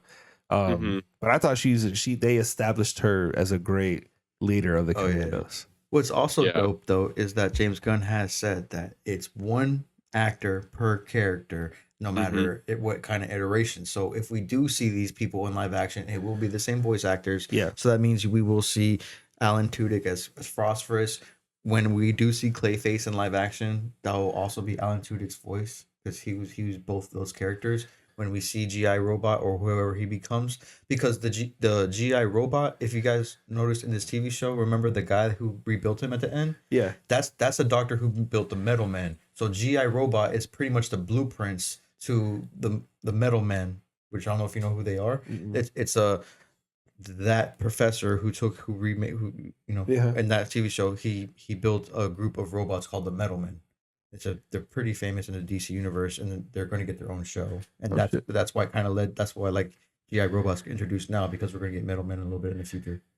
So it's a way to plan. So it seems like this show is a lot of planting the seeds. 100%. Yeah. Here's the garden of the DC universe. We're gonna give you this fun, because the story. I mean, it was very straightforward. I mean, yeah, it really was. Like there were a lot of the show was spent on backstory, so it's almost like the whole show itself is world building, but it was done in a very entertaining way. But also world building in a world that it already exists. Like we're not along to watch it being built. Like the world kind of already exists, and now we're watching them interact in a built world. Yeah, there's Batman, there's Superman. Exactly. I mean, like when you see Cersei and she's having her visions, you see all like the main heroes on spikes. So it's like already establishing that they're in the universe doing their thing. I mean, we literally saw Batman in the background in the Dr. Phosphorus episode. And that's why I really think James Gunn is going strong. Like it's such a smart idea to do the DC universe the way he is, because we are getting tired of origin stories and building the universe. Like, look how long it took to build the MC universe, and we're not even halfway there yet. Yeah. Now you're just going to build a universe where the universe already exists. You just smack us in the middle and just start telling stories. That's cool with me. And the general public is going to follow along. They're going to be able to follow along. Not everyone's stupid. Yeah, I mean, also like these characters have been well known for 80 plus years. So like. Yeah, we get it. Like, obviously, the Creature Commando is not more well known than Superman, Batman, and Wonder Woman, but like you could follow along. Like you can get there. Like we don't need. I mean, technically, we did get origin stories for each one of these characters, but it was told in a way that it didn't feel forced. Yes, because like we saw them interacting other ways. Like here we are now, but then we're gonna go back and like we're gonna spend like 10 minutes and a 30-minute episode on their backstory, and then you get the idea and we move on. Also, the show is very mature. Like I wasn't expected to even see cartoon nudity in this show. I was like, oh damn, dude, like what the? Yeah, I was like, what's going on here? And so he's really like just saying, hey, this is the DC universe. We can do whatever the fuck we want. We can tell graphic stories. We can tell Superman level stories. That's not maybe wholesome. I'm not sure. I haven't seen Superman yet. But like there's a lot of wiggle room to tell all different kinds of stories, and I feel like like DC's keeping up with that, at least James Gunn is, and he has been with his storytelling between Guardians and the Suicide Squad. You can see the vast difference in how he decides to tell his stories, but characters are always first, and storytelling, and we can very much appreciate that with James Gunn. With Marvel, it took them years, even as far as up to last year, just to show us a little bit more blood than we're used to. So I feel like in this case, DC is already going in trusting its audience, where Marvel took its time to get the audience to trust in the brand. And then now we're experimenting with like more mature content like we see with Deadpool and Daredevil, where like DC Studios is going right into it. And also I feel like they have to, because you're keeping up. Like I think Marvel did set the groundwork for all the superhero content that we do have. So instead of just repeating what Marvel did, James Gunn and DC is like, well, let's just pick up where the audience we know the audience are adults here, so let's just give them what they want. And I think so far this is a good introductory show, and gives me a little bit of hope to see how Superman turns out. It's showing that DC's on the up, and Marvel's kind of like, dude, Marvel needs to step it up because DC is going to drop Superman and it's going to be over. As far as their movie game, because I mean, there are some Marvel shows that are doing well, which we're going to talk about here in a little bit. I mean, a great transition right now. So before we talk about Daredevil Born Again, I just want to mention that I'm about 6 years too late. But I fell off the Netflix Marvel train a while ago. So I never, after the Defenders, I never watched anything more. So Daredevil season 3, Jessica seasons 2 and 3, Luke Cage season 2, Iron Fist season 2, The Punisher season 1 and 2. I never watched any of those shows. But with Daredevil Born Again and the fact they're bringing back some characters, I'm like, I feel like I really should go back and watch Daredevil season 3. And holy shit, man. So I missed one hell of a season. Sure did. Mm-hmm. I was blown away. I was like, you know what? I'm gonna start this. I just finished the award stuff. I'm gonna go watch this. It might take me a minute to get through it all, and I might get to like episode 4, like when Daredevil Born Again comes out. Man, I was fucking glued to this season. I was like, damn, they did what next? Like, he's not even the suit next. I don't care. Wilson Fisk is doing what next? The Bullseye, what kind of psycho man next? And it was an incredible season. They went out hard on season 3 of Daredevil, and they're like, "You're gonna cancel this show? All right, I'll make you wish you want more." And then they gave us that, and then they're like, "Yeah, 8 years later, here you go. Eat your words." Yeah, I'm just here to say, if you haven't seen Daredevil season 3, I know it's like 7 years ago, but I was so happy to watch this. And then literally once I was done with season 3, I went right into Daredevil Born Again, and man, was this a hard shift. Honestly, like between watching the grittiness of Daredevil season 3 and like coming off of that on a high, and then going into Daredevil Born Again, specifically with the opening scene. I'm not saying it's bad, but just literally coming off of that season and you seeing how Daredevil is now, it's very different. It was a harsh like punch in the face for me of like him already whipping around the suit, already him like the you can tell there's a lot of CG in this where I never felt that with the Daredevil Netflix show. And so like as much as I love the opening scene, to me that was like, wow, that's you are a different show. Thank you for reminding me of that. Well, it was clear that they removed the groundedness. Like it just wasn't it's not as grounded as like the Netflix shit is. I mean, he's got that baton thing that he's like they're like literally using it. He's doing like he does in the comics, like bouncing it off shit to hit these crazy shots, which I'm okay with. It just seems like they just made it more grand. Like it's just a much bigger thing now. And I got to tell you, I thought it was great. I mean, that opening sequence, and then when it ends with him just pushing, like the way he pushes him off the roof is by far the best. Like not the best. Before we continue, this is spoilers. Yeah, we're talking spoilers. Daredevil Born Again episode 1 and 2. All 3 of us are caught up. Just want to put that out there. Go ahead, Ernesto. Sorry. Well, I was just saying when he takes Bullseye and he just grabs him after like they just messed each other up from like top to bottom on the roof. You see Foggy. He hears. It's funny because you're going back and forth. He's within this fight, but then you see in his mind where he's really like focused on Foggy while he's trying to fight him. And then when he hears him die, he just turns his head and just pushes him off the roof. Phenomenal. Like it was just great. I was like, wow, that's some pretty dark shit. And then he throws the helmet off. I was like, oh, like, so this is the death of the devil. Like he's dying. He also died. The Daredevil also died in that moment. So I got that. I thought that was pretty cool symbolism. And then like that obviously progresses to what comes next. And then, we get the introduction of White Tiger, which I'm not really familiar with in the comic as far as like comic book lore. The only thing I know about White Tiger, remember Remember the Ultimate Spider-Man cartoon with Drake Bell? No. You don't remember that Mm-mm. cartoon? Where Drake Bell the only okay. Anyway, in that show, he's works with Shield, and he has like people that he's like kind of mentoring, like Luke Cage, White Tiger, Nova, and Power Fist, Iron Fist are all like characters on that TV show. But it's the daughter version because the mantle gets passed down. Anyway, White Tiger is pretty much like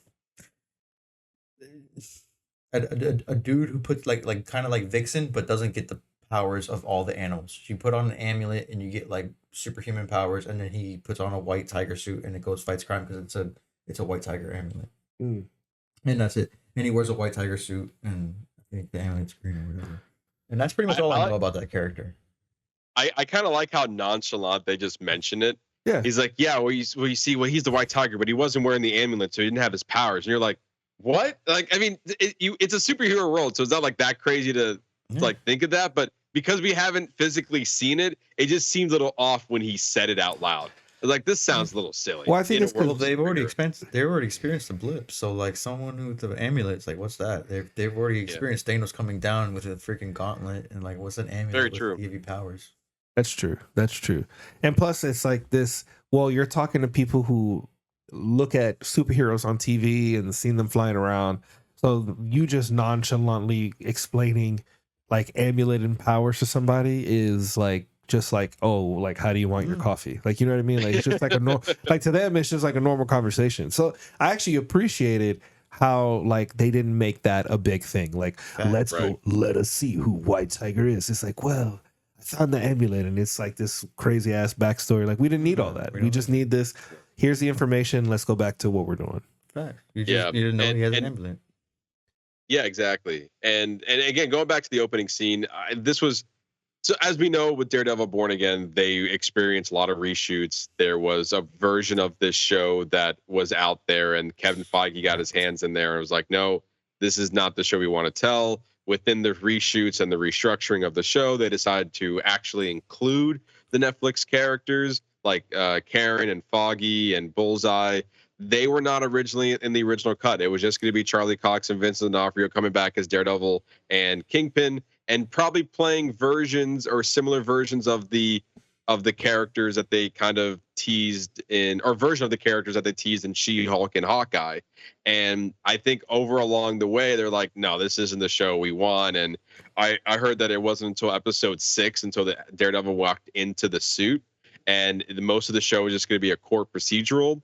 And it just wasn't landing right. And I think it was an extremely smart move to basically pick off where we left off in Daredevil season 3. Ignoring the Netflix show would have been extremely stupid. Oh, exactly. And so I'm happy that they did some course correction, even though that led to Foggy dying, which was kind of heartbreaking to see that. And my only gripe with the opening scene is that I wish that was at the end of the episode, not the beginning. Because at the and I'm sure because they weren't originally written in there, they probably brought him in for some quick shots. But I don't know. I just felt like it was like really quick. Yes, it set a statement for the show.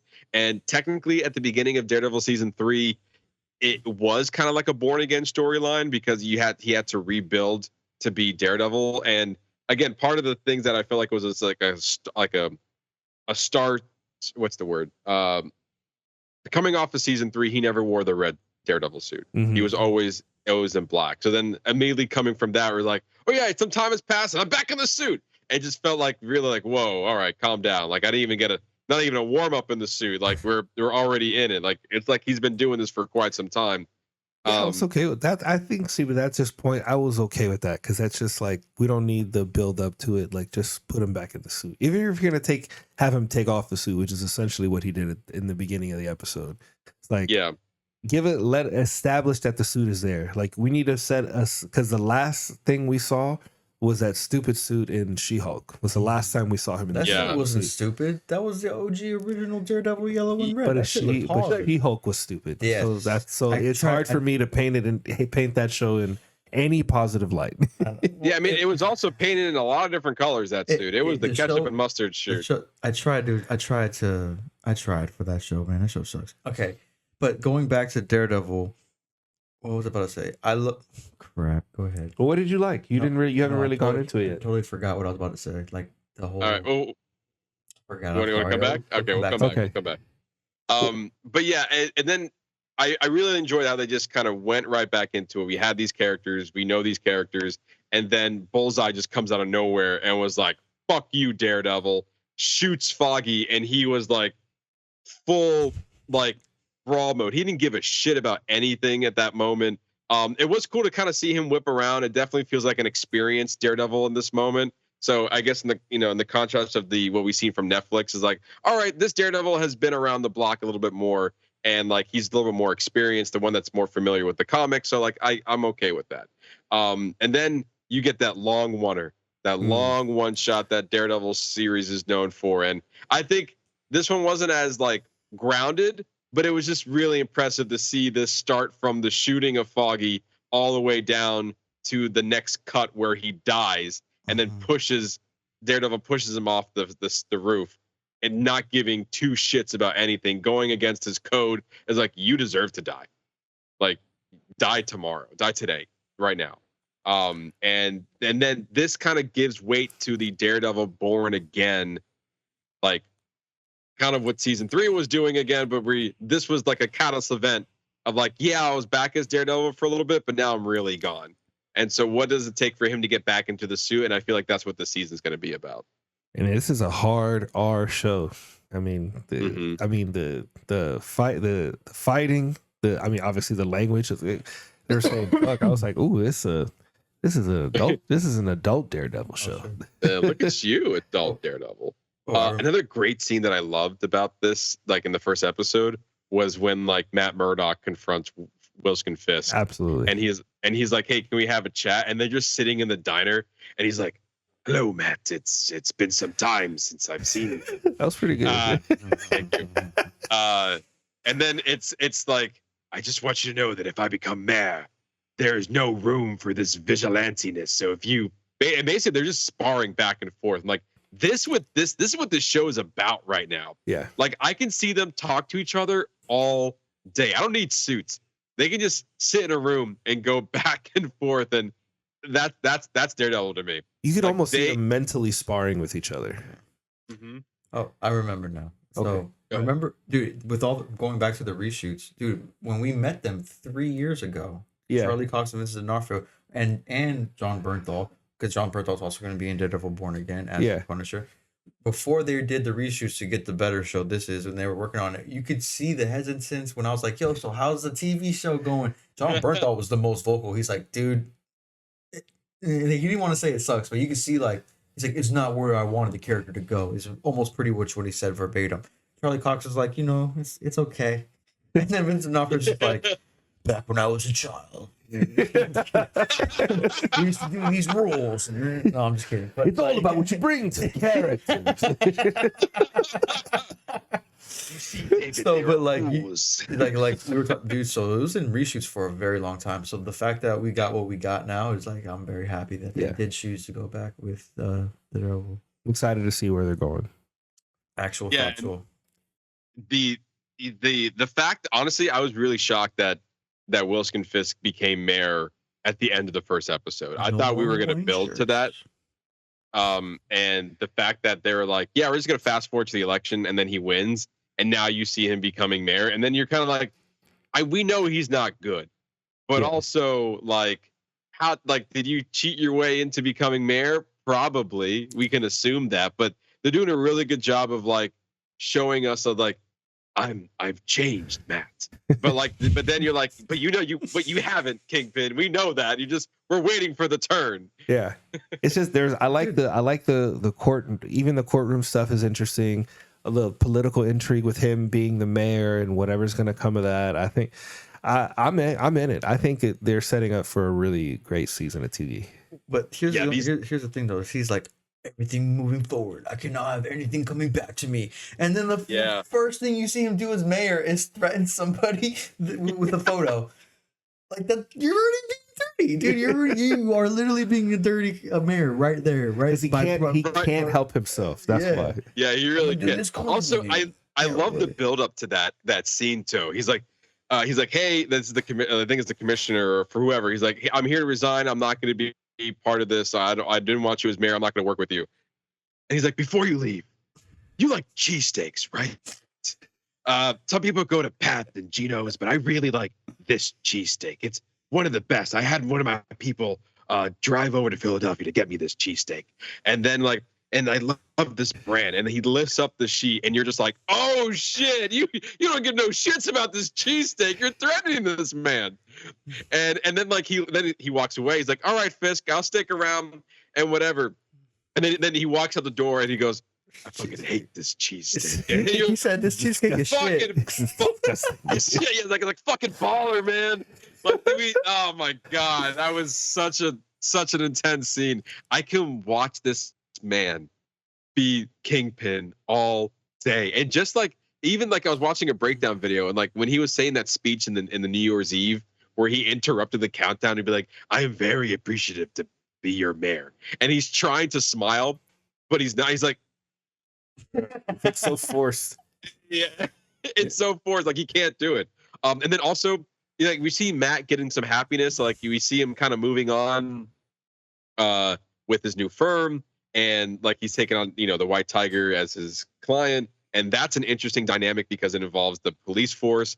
And then you can try to see him get a personal life, and he's dating this therapist. And then another fucking baller move is where they reach out to Matt's girlfriend, who's a therapist, to be now the therapist to do couples therapy between Vanessa and Wilson Fisk. When I saw that, I was like, no, he did not.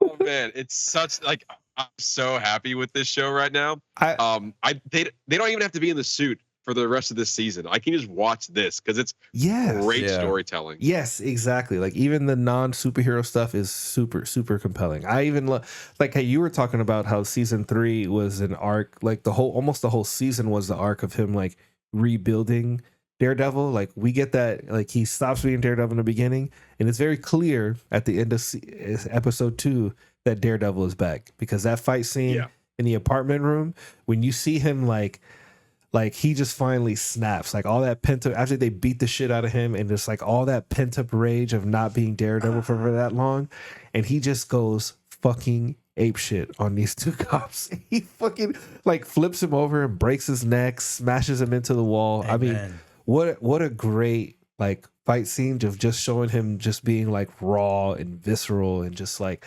going fucking crazy. Bitch, Daredevil is back. It was very instead of seeing that arc play, I'm glad we're not getting the whole season of that whole arc of oh, I don't want to be Daredevil. Oh, I don't want to hurt anybody else. No, it's fuck that. I'm back, bitch. But also with that, it's did he just I know the whole third season, and also just Daredevil himself alone is I'm not a killer. I'm not killing anybody. Even he wanted to kill Wilson Fisk in season 3. That was his main arc. He's I'm going to kill this man. And he and then so he's still going he's still going for his code. He tried to kill Bullseye. Obviously, he's still alive, and we saw that in the first episode he went for prison for life, which I think he won't. He'll somehow get out of prison. Of course. And then he's fighting those cops at the end of season 2. And then he flips him, and then I think he broke his neck, and I was did he just kill the cop? Sure did. I was like, damn, man, this is a different Daredevil right now. And so this is already renewed for season 2, by the way. So we're getting more of this next year. They've already said that season 2 is coming in 2026. So yeah, I'm so excited to watch this show week to week. I think the first 2 episodes were jarring, but in a good way. Yeah. Really setting the stage for what's to come.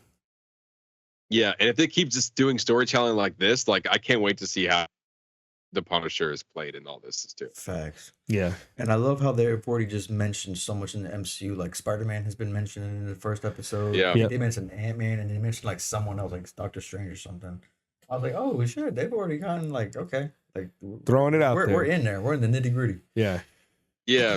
And again, this is one of the things that, since now Marvel owns all of this and they didn't split off into a television, is looks like the MCU is now all their properties that they own is now a collective. They got X-Men, they got Fantastic Four. We're working with Spider-Man. We literally have everything Marvel related at our disposal to use.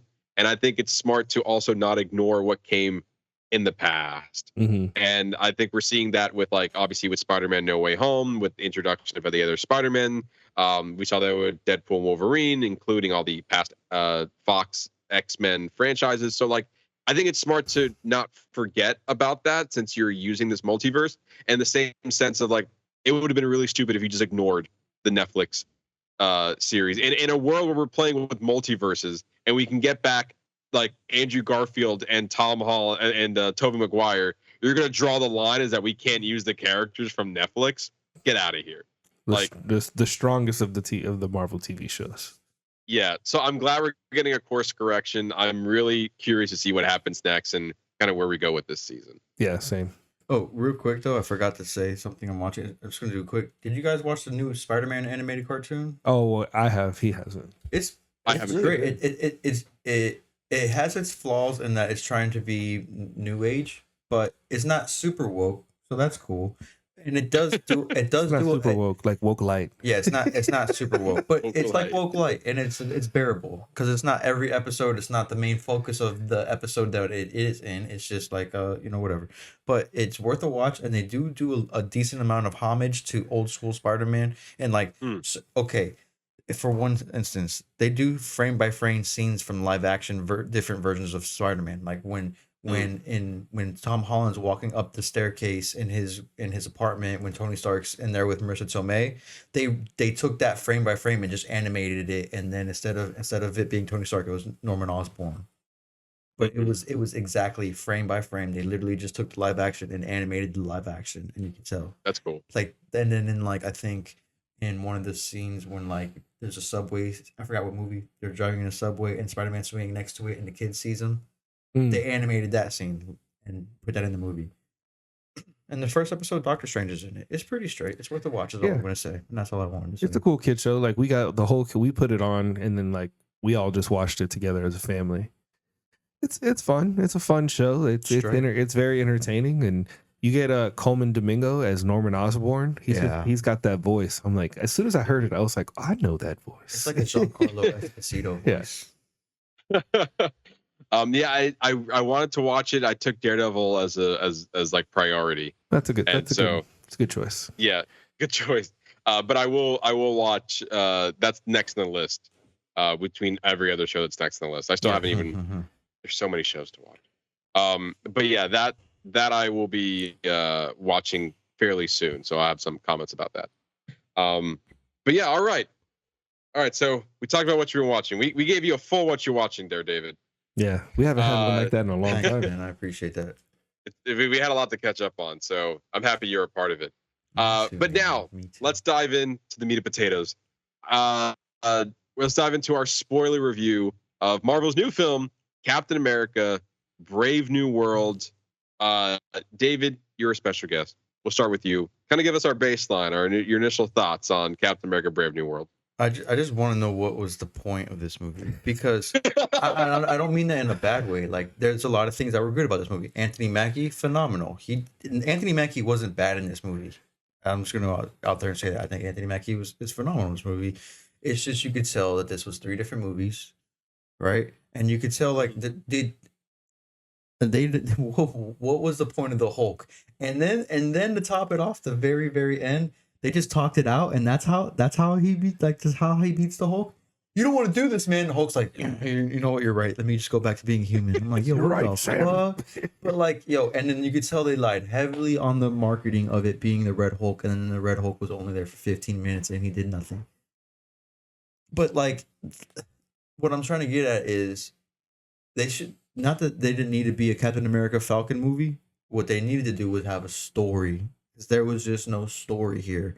Like, you could tell that there was definitely reshoots and stuff put together, and like, it could have just been like, if they would have just done a good story, and they actually needed the Red Hulk. And also, why are you going to cast someone 90 years old? Like, the actor who was supposed to portray him literally died of old age, and you're going to portray someone like 20 years older than him? Recap. Like, yo, we're here for longevity. And as much as like, people were like, what? We're getting Harrison Ford? I was like, really? We're getting a 90-year-old actor? played a Hulk. That's a little far fetched for me, my friend. But he, Harrison Ford.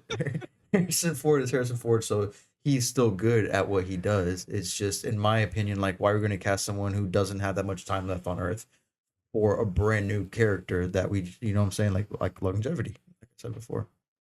Besides that, and Giancarlo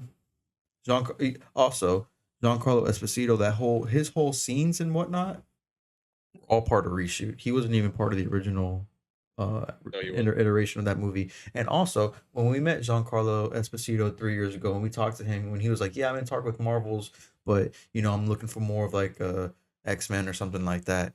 Yo, you chose the leader of the Serpent Society for a Captain America movie to be that's the role you chose to be in the MCU for? Like, come, you could have been someone with another, I'm saying this again, longevity. He could have been like someone who's going to be in multiple movies, franchise this mofo out of here. He could have been like Doctor Doom or something. Like, that's a bad casting. I'm just saying. He could have been a Professor X, like in the chair Professor X. Yeah, but remember what he said. He doesn't want to be that person. So like, I get it. Yeah. So the trade off is to be Sidewinder.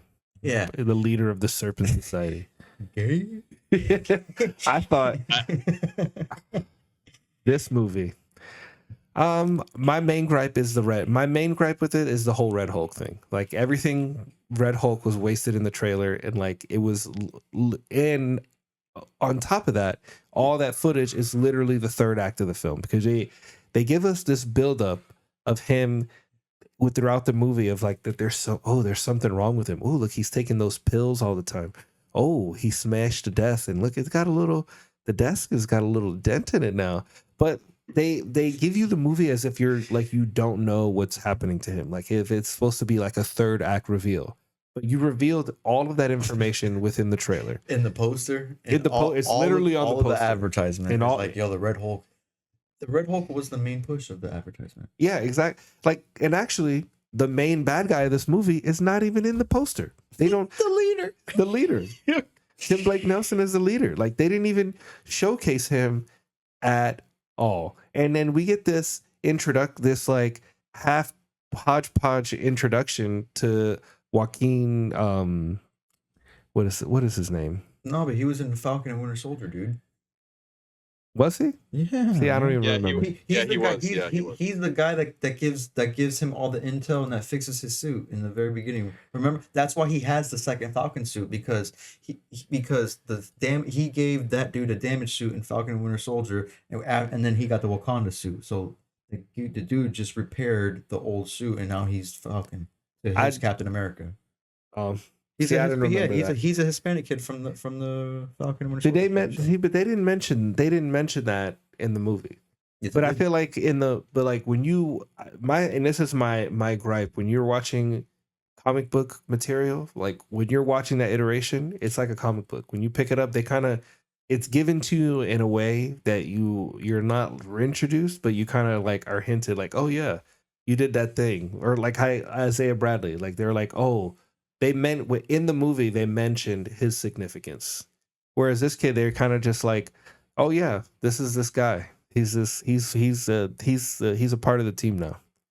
But he was fully introduced in Captain Soldier. That's what I'm saying. But like, he wasn't introduced in this movie. Like, you're introduced to him as if I don't know. It's fine. Like the movie, regardless, the movie was. It felt like it's just a lot of different pieces put together of disjointed storytelling.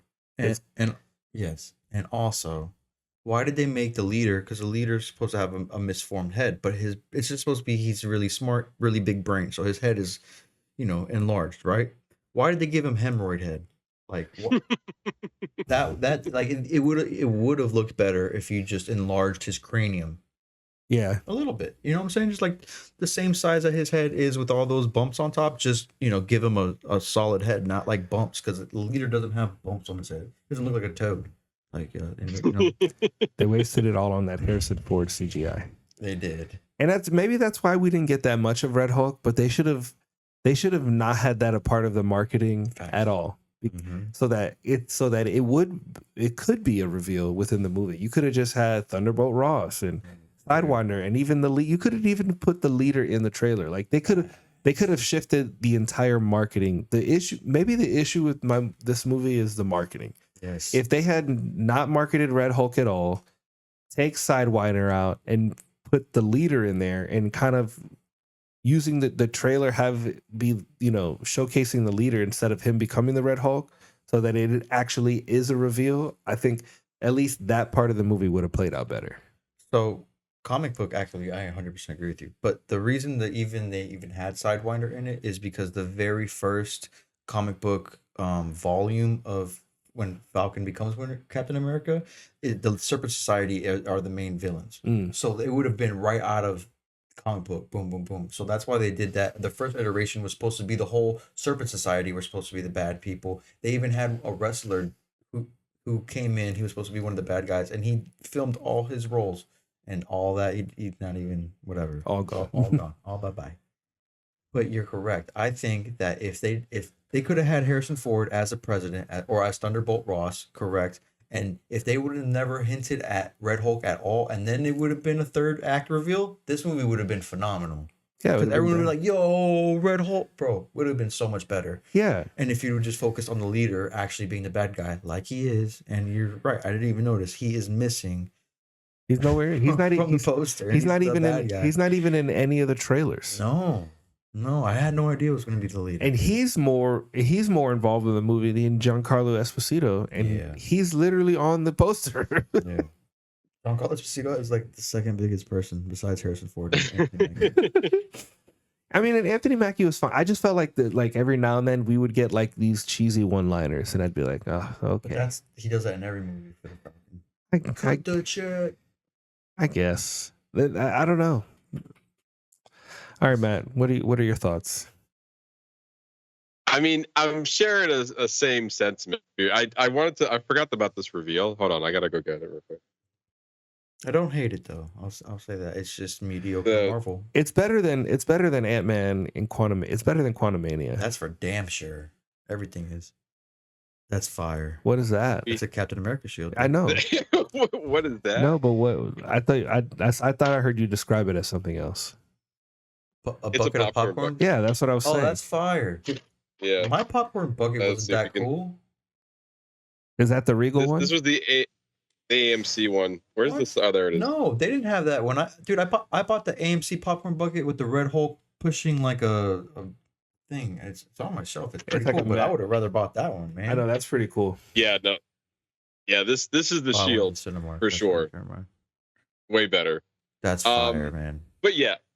I wanted to. I had a whole plan of introducing the segment with this thing, and then I was like, "Oh, I forgot this was here." Well, I guess I'll just wait. That should go on your wall. You need to mount that on your wall. Yeah, you're not wrong. And I was like, for a popcorn bucket, that's pretty fire. Also, it was $50, which I was not prepared for. But anyway, here we are. Here we are. Like, okay, it comes with popcorn too, right? Oh, okay. Do I get popcorn in this popcorn bucket? It's like, yeah, we're not gonna put it in it. It's like. Okay. All right, I guess. So I agree. I agree with everything you guys are saying. The biggest gripe for me with this movie was the storytelling.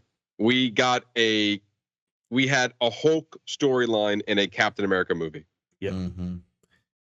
And why, I don't know. They kind of shoehorned in. It's almost like they're like, you know what characters we haven't seen in a while? The characters from the Incredible Hulk. We really want to bring them back. How do we do that? Like, well, we can't make a Hulk movie. Yeah, no, we can't do that. So like, what else? What can we do? It's like, we can put him in a political thriller. Yeah, people like that Winter Soldier shit, right? Okay, we're gonna put him in a political thriller. Okay, because Thunder, he can be president, right? We can make him. The fans always wanted him to be Red Hulk, so we can put him in there. Yeah. And then Captain America, perfect. We're gonna just do that. We're gonna put him in a political thriller, and it's like, what? And I honestly, in theory, it sounds like a pretty dope idea. Also, but it was poorly executed. Yeah. Also, why not? And no showing of the actual Hulk. Oh, your girlfriend's dad has also turned into a Hulk and is rampaging. And you're not even willing to pick up the phone to see if everything's okay. You can't send Sam a text. Hey, you good? Hey, buddy. Hey, it looks like you got some Hulk shit going on. Are you all right? Do you need a Hulk? Yeah. Because there's two now. Yeah. There's a red one. You could be like, hey, did I mean you talk to Betty Ross lately? Oh shit! Hey, how's she doing? Yeah. Like not even any of that. So here's the thing, and I agree with you 100%. You relied heavily on the marketing that the Red Hulk was going to be in this movie, and that's perfectly fine. The problem that will probably piss a lot of people off is that you put everywhere in this movie, everywhere in this poster, that the Red Hulk is going to be in it, but yet you saved him for the third act, as if we did not know he was going to be in this movie. So what are we doing here? What is this right now? It made zero sense of saving him for the third act. If this was your second act structure, which I assumed it was going to be, and the whole third act would have been a mystery, why are you spoiling the whole movie for us in the trailer? Like, Marvel knows better not to do that. So that means, in my eyes, they had very little faith in this movie whatsoever. Yeah. That they had to pull out all your guns into it. And the one thing you decided to keep secret was the leader, which, if you were paying attention, you knew that Tim Blake Nelson was in this movie, and you know that he was already teased to be the leader back in 2008. So when they're like, hey, there's this man that's telling us what to do in the secret, and then they show his face and he's over the phone like, hello, Captain America. I was like, oh, that's Tim Blake Nelson. He's the leader. Yeah. Like, yeah, we know who that is. It's like, we don't know who's doing this. Like, I know it's the fucking leader. That's Tim Blake Nelson. Did you not hear his voice? He has a very recognizable voice.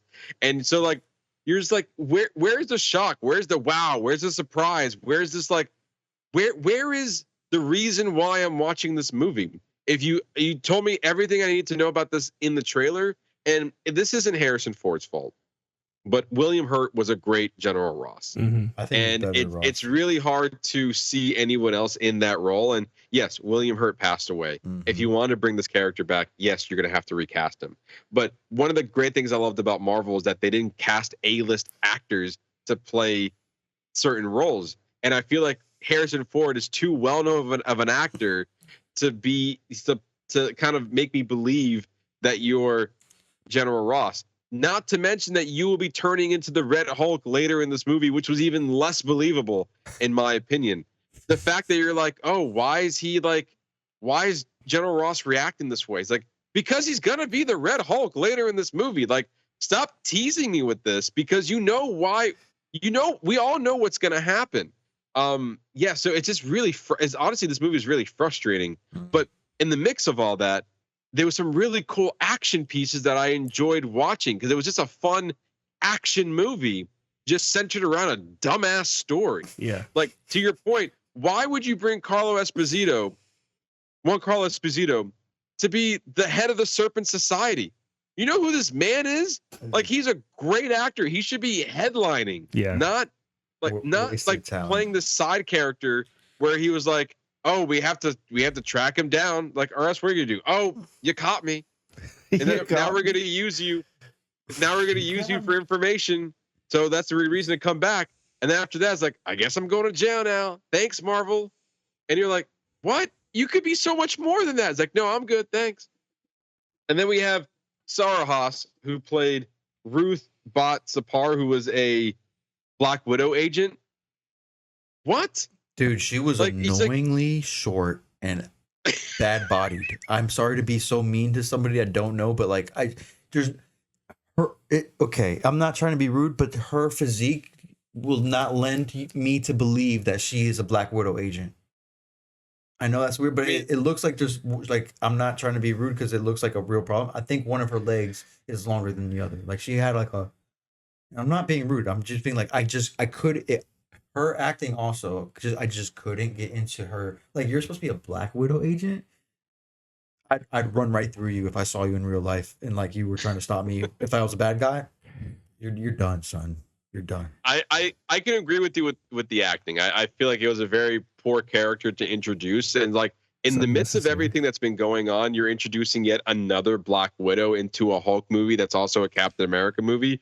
It's almost like, well, Scarlett Johansson's dead, and we have Florence Pugh in another movie, so we can't put her in the mix. So we're just going to introduce another Black Widow because Black Widow was in Winter Soldier and people seem to like that. I feel like her introduction as a character was pretty pointless in my opinion.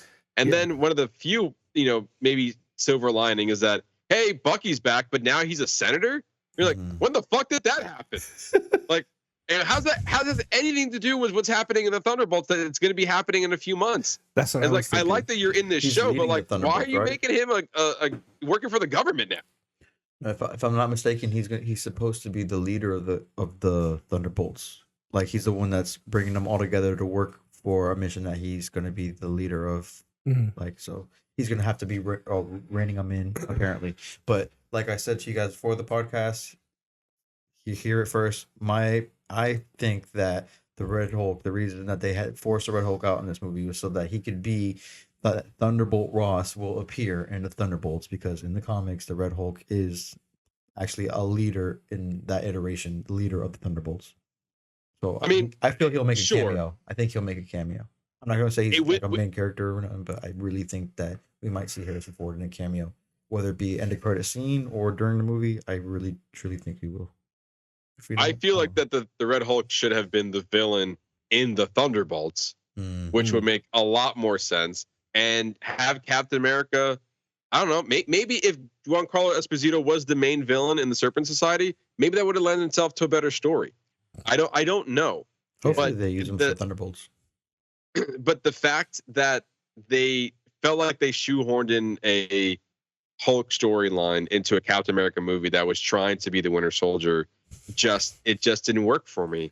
The fact that you kind of wasted a cameo on Liv Tyler coming back as Betty Ross. I think we were all expecting for her to show up at the end of the movie being like, hey, big guy, sun's getting real low, Dad. And you know what I mean? It's like she felt like she should have been walking down the cherry blossom field and like, hey, Dad, hi, I know we spoke on the phone and I fucking hate you, but like you're kind of destroying Washington right now. I need you to stop. Like instead they gave that job to Captain America, and it's like, okay, sure.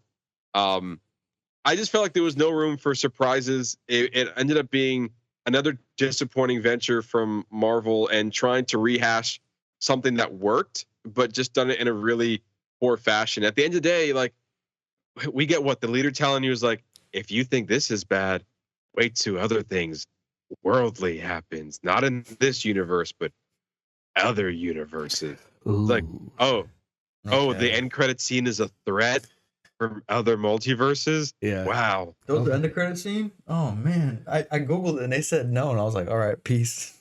Well, that was the mid-credit scene. Wow, that's the first time I left a Marvel movie. Wow. I myself. That was the mid-credit scene where the leader's in the raft and Captain America goes and visit him, and he was like, yeah, well, you think if I'm bad, there's another universe, not even in our universe, and it's coming. And it's like, oh yeah, we knew that too. Yeah, we know. It's like it's like what are you teasing here? Are you trying to connect the movies together? Because you haven't been doing a great job otherwise. Like this isn't working for me. And also, I have years wanted Tim Blake Nelson to come back as the leader because they had the tease, and I love when Marvel brings back older stuff, like what they did with the Mandarin in Shang-Chi. Like they teased it in Iron Man 3, but they kind of retconned it and made a great story around the fact that Ben Kingsley was pretending to be the Mandarin, seeing the real Mandarin. It worked really well for kind of retconning certain things. Totally did. And it makes Iron Man 3 better. It does make Iron Man 3 better. Yeah. And then you have like, let's retcon in the Incredible Hulk, because a lot of people watch or like that movie, which I disagree. I love the Incredible Hulk. I thought it was good. Yeah. I rewatched it for this movie, and I was like, yeah, it still holds up. Ed Norton did a great job. I mean, I like Ruffalo, but like Ed Norton did a pretty solid job, and the movie was pretty solid. And so like let's bring back some of these older characters into the fold. It's like, yeah, I love that. Where's the Hulk? Oh no, he's not in it. Like, I'm sorry, what do you mean he's not in this movie?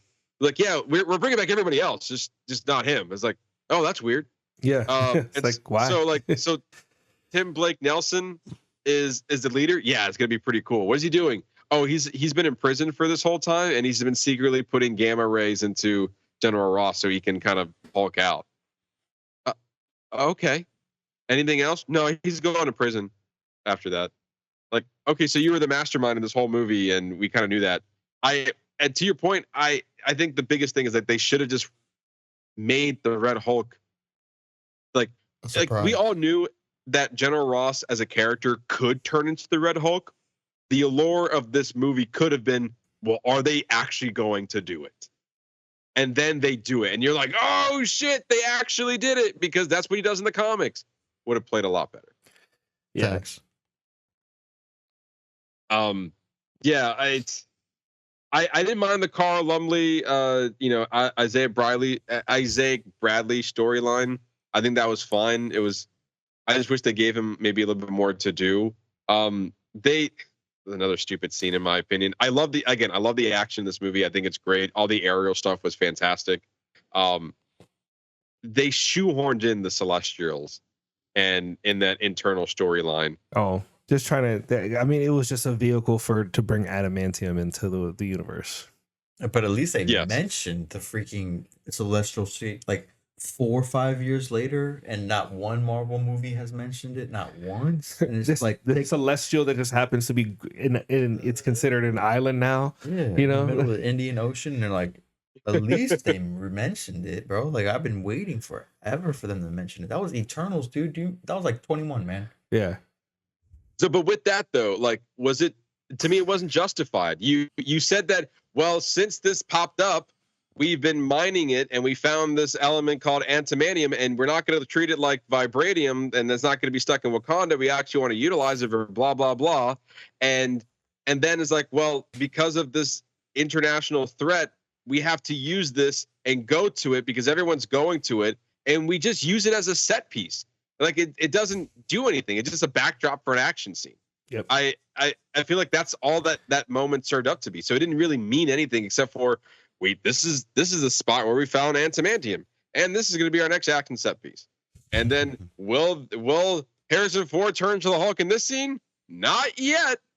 And so you're like, all right. So yeah, I liked what I saw when it came to the action, but like how we got there and the elements around it and how we're kind of like, yes, this is one big MCU, but I feel like it's sometimes it's to its own detriment. Like we're throwing in stuff from the Eternals, and we're throwing stuff from Black Widow, and we're throwing stuff from Captain America, and we're throwing in stuff from the Incredible Hulk, and we're trying to mold this all together into a storyline. And at the end of the day, where's Captain America? Where's his character arc? Explain that to me. Well, I mean, I think what was it? It's him trying to come to terms with being Captain America without any of the superpowers. So like a grounded Captain America, just relying on his wings, on his shield. The needle. He should have just. Well, that's why he jokes about it in the movie. Like, I should have taken the damn serum. He should have. What harm is it going to do to you besides make you a completely better superhero and longevity in life? There's no harm to taking it. You're not going to Hulk out. You're not going to you're not going to become a Winter Soldier. You're not going to be brain hypnotized. So like, and in your line of duty, where you fight aliens and Hulks and things like this, do you think that you want to be a guy who can only bench press like 225, or do you want to be a guy who goes to tank? Yeah.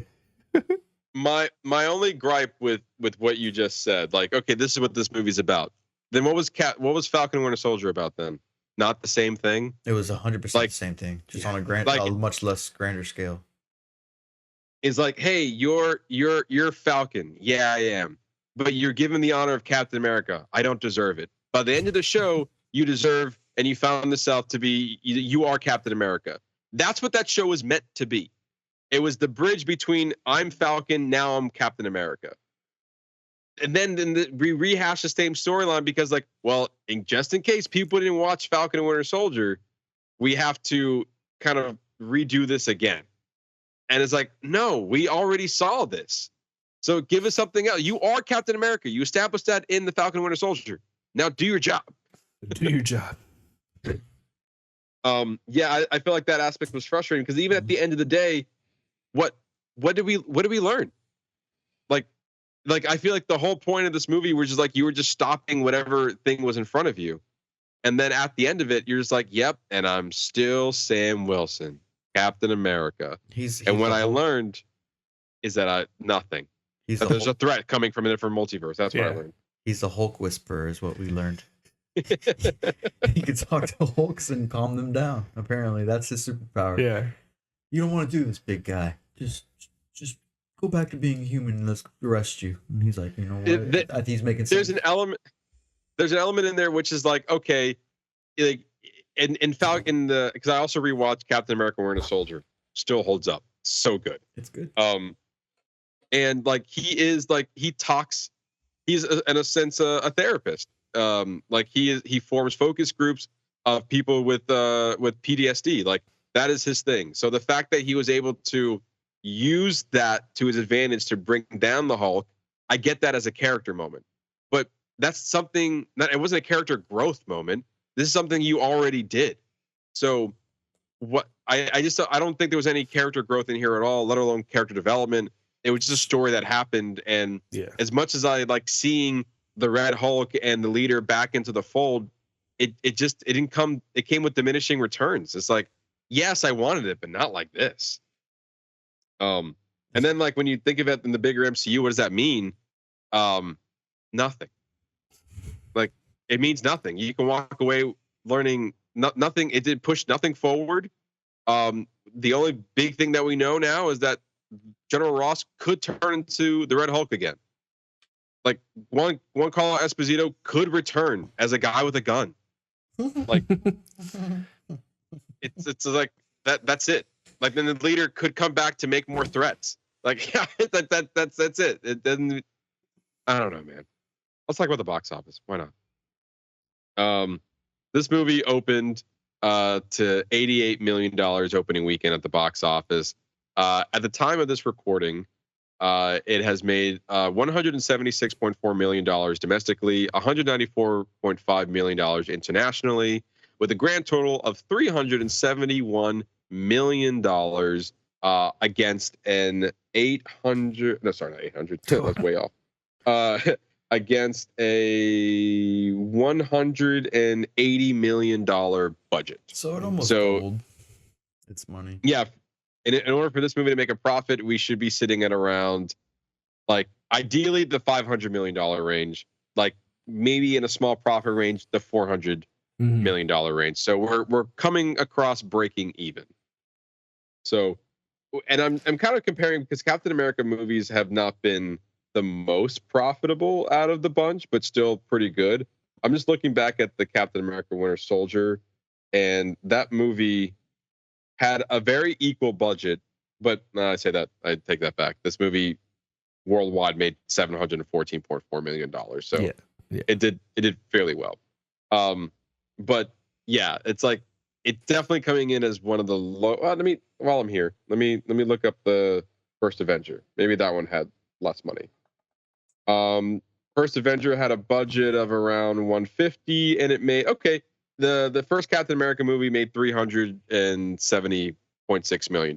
So it just went over Captain America, the first Captain America movie, which a lot of people are hit or miss about. But obviously, once the Avengers, and then really once the Avengers came out and Winter Soldier was the hit that it was, a lot more people came to see Chris Evans as Captain America. And it doesn't hurt that when you have every Marvel character in Captain America Civil War. So. Yeah, I feel like in some ways this movie had a little bit of uphill battle to go against, especially with the up and down Marvel has been going through. But at the end of the day, I think it's safe to say this was a disappointment. Yeah, it could have been. It could have been better. So with that, your final thoughts, David, and your 5-star rating. Ooh, we're giving ratings now. 2.5, 3. I still kind of enjoyed it, and the story isn't pure booty cheeks. It's booty. like I said, dude. If like we said, it's pure marketing. If you were to give me this exact same story, and I would have not known that Thunderbolt Ross was going to turn into the Hulk, and I would have known the leader was the bad guy, I think I would have much more enjoyed this movie. So the story is okay. Am I gonna watch it again? No. I think the time for when I needed to rewatch every Marvel movie It is past. There's obviously stinkers in the bunch, and I don't need to watch stinkers. But I compare this to like Thor 1 or Thor 2, where it's like not bad. It's just not it's not going to be the heavy hitter out of the bunch, you know. It's honestly, but it's also not Thor, Love of Thunder, or Doctor Strange, Multiverse of Madness, or freaking what's the other one we just made fun of not too long ago? Ant-Man the Wasp Quantumania. Oh my god! Yeah, it's at least better than Ant-Man. It is better than Ant-Man. So much better. I actually, to your point, David, I would have much preferred if we hid the Red Hulk and the leader. Like, actually make those a mystery. Like, we did not know. Okay. Like, make it a secret that Tim Blake Nelson was in this movie. Let's not even tease that, yes, Harrison Ford and General Ross, but not even tease the Red Hulk was in this movie. Right. They could have just made Giancarlo Esposito like the main, that's our bad guy. And then it'd be like the leader and the Red Hulk at the very, like, that would have been so much more dope with the exact same story, with the same footage. Just the marketing of, they marketed Red Hulk. My popcorn bucket from Cinemark is a Red Hulk popcorn bucket. Yeah. So obviously Red Hulk is going to be, but no, 15 minutes and then he just gets talked down. It's not the best. But like, we have seen way worse, like Echo.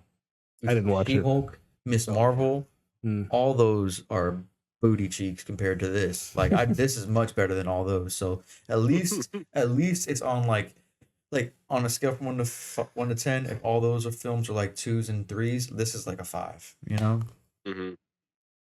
Ernesto, about you and your 5-star rating? I was floating between a 2 and a 2.5, but I think I'm at a 2.5. I agree. The issue is the marketing. Like, don't even put Harrison Ford on the poster. Like, have it just the whole thing be a slow burn reveal at the very end of him coming out as a Hulk. And it was just like an action piece. It was just like action set, like a little bit of story, and then back to another action scene, a little bit of story, back to an action scene. It had potential to be better, and it wanted to be Winter Soldier, but you can't be Winter Soldier. Like, come on. What are you doing? Best movie. One of the best movies I've seen ever. Absolutely. I mean, it definitely wanted to be the Winter Soldier. And it's like, let's take the best element of the Captain America franchise and do it again. And it doesn't land. Like, I think just because you're adding more elements to the MCU doesn't make it better.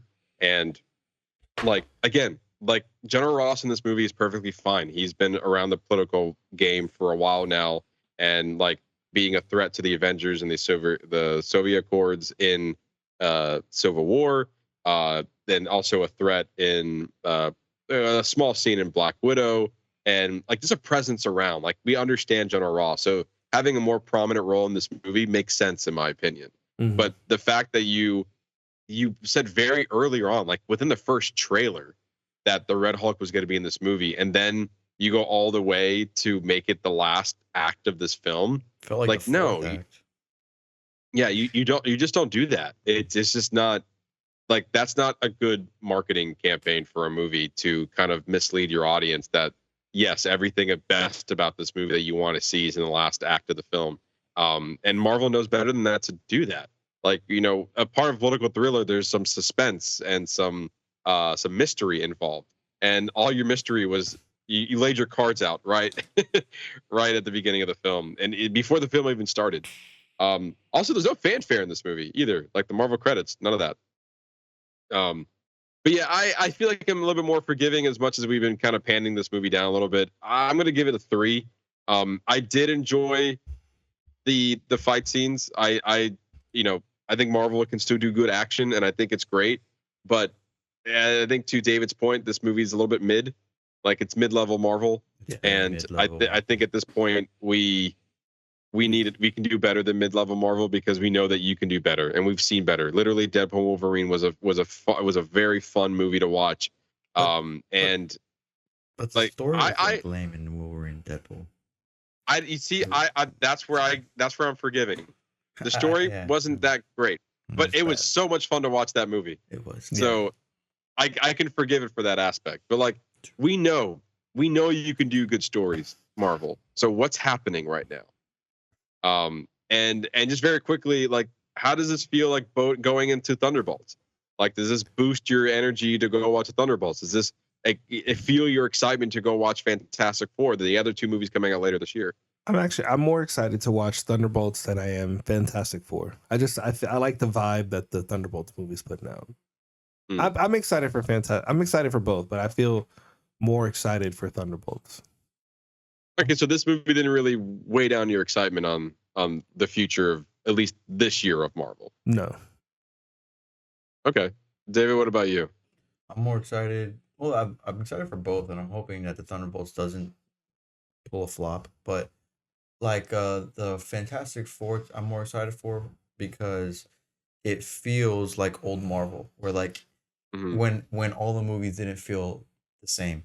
When like Guardians of the Galaxy was nothing like Captain America. Captain America was nothing like Thor. And Thor was nothing like Black Panther. And Black Panther was nothing like Spider-Man. Spider-Man was nothing like Doctor Strange. When they all felt different, and then they cohesively put them together in the Avengers. Now all the Marvel movies feel the same after Infinity War. They all feel the same. Yeah, you're not wrong. But this movie feels different. It's in its own universe. We all know that. And they're going to bring it to all the. I feel like they're going to wrap it all together for Secret War. What Marvel needs to do to catch up to DC is when they need a soft reboot. When they do Secret War, they need to do a soft reboot, and they need to do what DC did, and just their universe just exists. All these characters exist in it, and now we're not going to tell any more origin stories, but like maybe a few here and there, and the 616 will now be like the main universe. You know what I'm saying? Well, Spider-Man will be there, the Hulk will be there. Ghost Rider will be there, or X-Men will be there. It won't be like a world building without half of their properties. Yeah, I feel like as nerds, we're always here to watch the latest thing, but we just know that we've seen a lot better from Marvel, and they could do a lot better. So, unfortunately, the story was a disservice to the Captain America brand, and kind of in a way to Anthony Mackie. He's been around for quite some time, and I feel like he was dealt a bad script, because we know he's a good actor, and I think he still could be a good Captain America. It's just it's fortunate, again, with everything else, it just comes down to the writing. But there you go. That's our spoiler review on Captain America Brave New World. And that is all the show we have for you guys this week. David, thank you again for joining us, talking about some nerd shit. It's been nice. We've been with all the awards talk. It's nice to go back into look at all this stuff we've been watching. Look at all this. Look at all the MegaCon nerd shit, Marvel nerd shit, DC nerd shit. Is like, oh man, we're back in the stuff, man. I love it. Very refreshing. Very refreshing. Yes, absolutely. Ernesto, I know we briefly mentioned it, but I'm pretty sure this is going to be what next week's episode's about. Tell our lovely listeners what they can look forward to next week. Next week, we're going to be reviewing Bong Joon-ho's new movie, Mickey 17. I'm also going to be giving a breakdown, talking the book as well, because I'm reading the book that is based off of Mickey 7 as well, and I'm seeing the movie tomorrow. So yeah, that's what we got to look forward to next week. Yes. Well, if you want more from us, you can always follow us on our social media channels on Facebook, YouTube, and TikTok at Box Office Bingers, our X and Letterboxd page at Box Office Binger, and our Threads and Instagram page at Box Office_Bingers. The fun doesn't stop here. It continues on all of our social media channels, so be sure to follow every one of them to just kind of stay in what the latest we've been doing. And yes, David, thank you for joining us yet again. You're always welcome back onto the show when we talk about nerd shit or anything really. Always a pleasure to have you onto the show. So thank you for that, sir. Yeah. Thank you for having me again. Yes. I want to come back to something DC, please. But when you want some Oh wait, remember, you needed this on air. I rewatched The Penguin. Batman's an okay movie now, guys. Oh, that's you hear it first. I actually like the movie, and we'll end it on that. Yes, David was here when we reviewed the Batman the first time, and he was not a fan. Not a fan. He was also very intoxicated, and we have it recorded forever. No, we're not going to play that ever again. We're just going to. If you want to listen to it, you can go back look for our review on the Batman. You can see how much David really enjoyed it. I actually really enjoy it now. Yeah, so it's okay. But also the Penguin really turns you around. Yeah, dude, and that's how good the show is. Yeah, it makes people want to go back and watch the Batman. Yeah, exactly. And also, we'll end it here, but I'm also excited to see Mr. Freeze and Robin. So. Yeah. Oh yeah, it's gonna be amazing. Mm-hmm. All right, so there you go. We'd like to thank each and every one of you for listening to us just talk about movies. Really do appreciate it. Come back next week for more movie fun. You're not going to regret it. And for that, I've been your host, Matt Diaz. Ernesto Santos. See ya.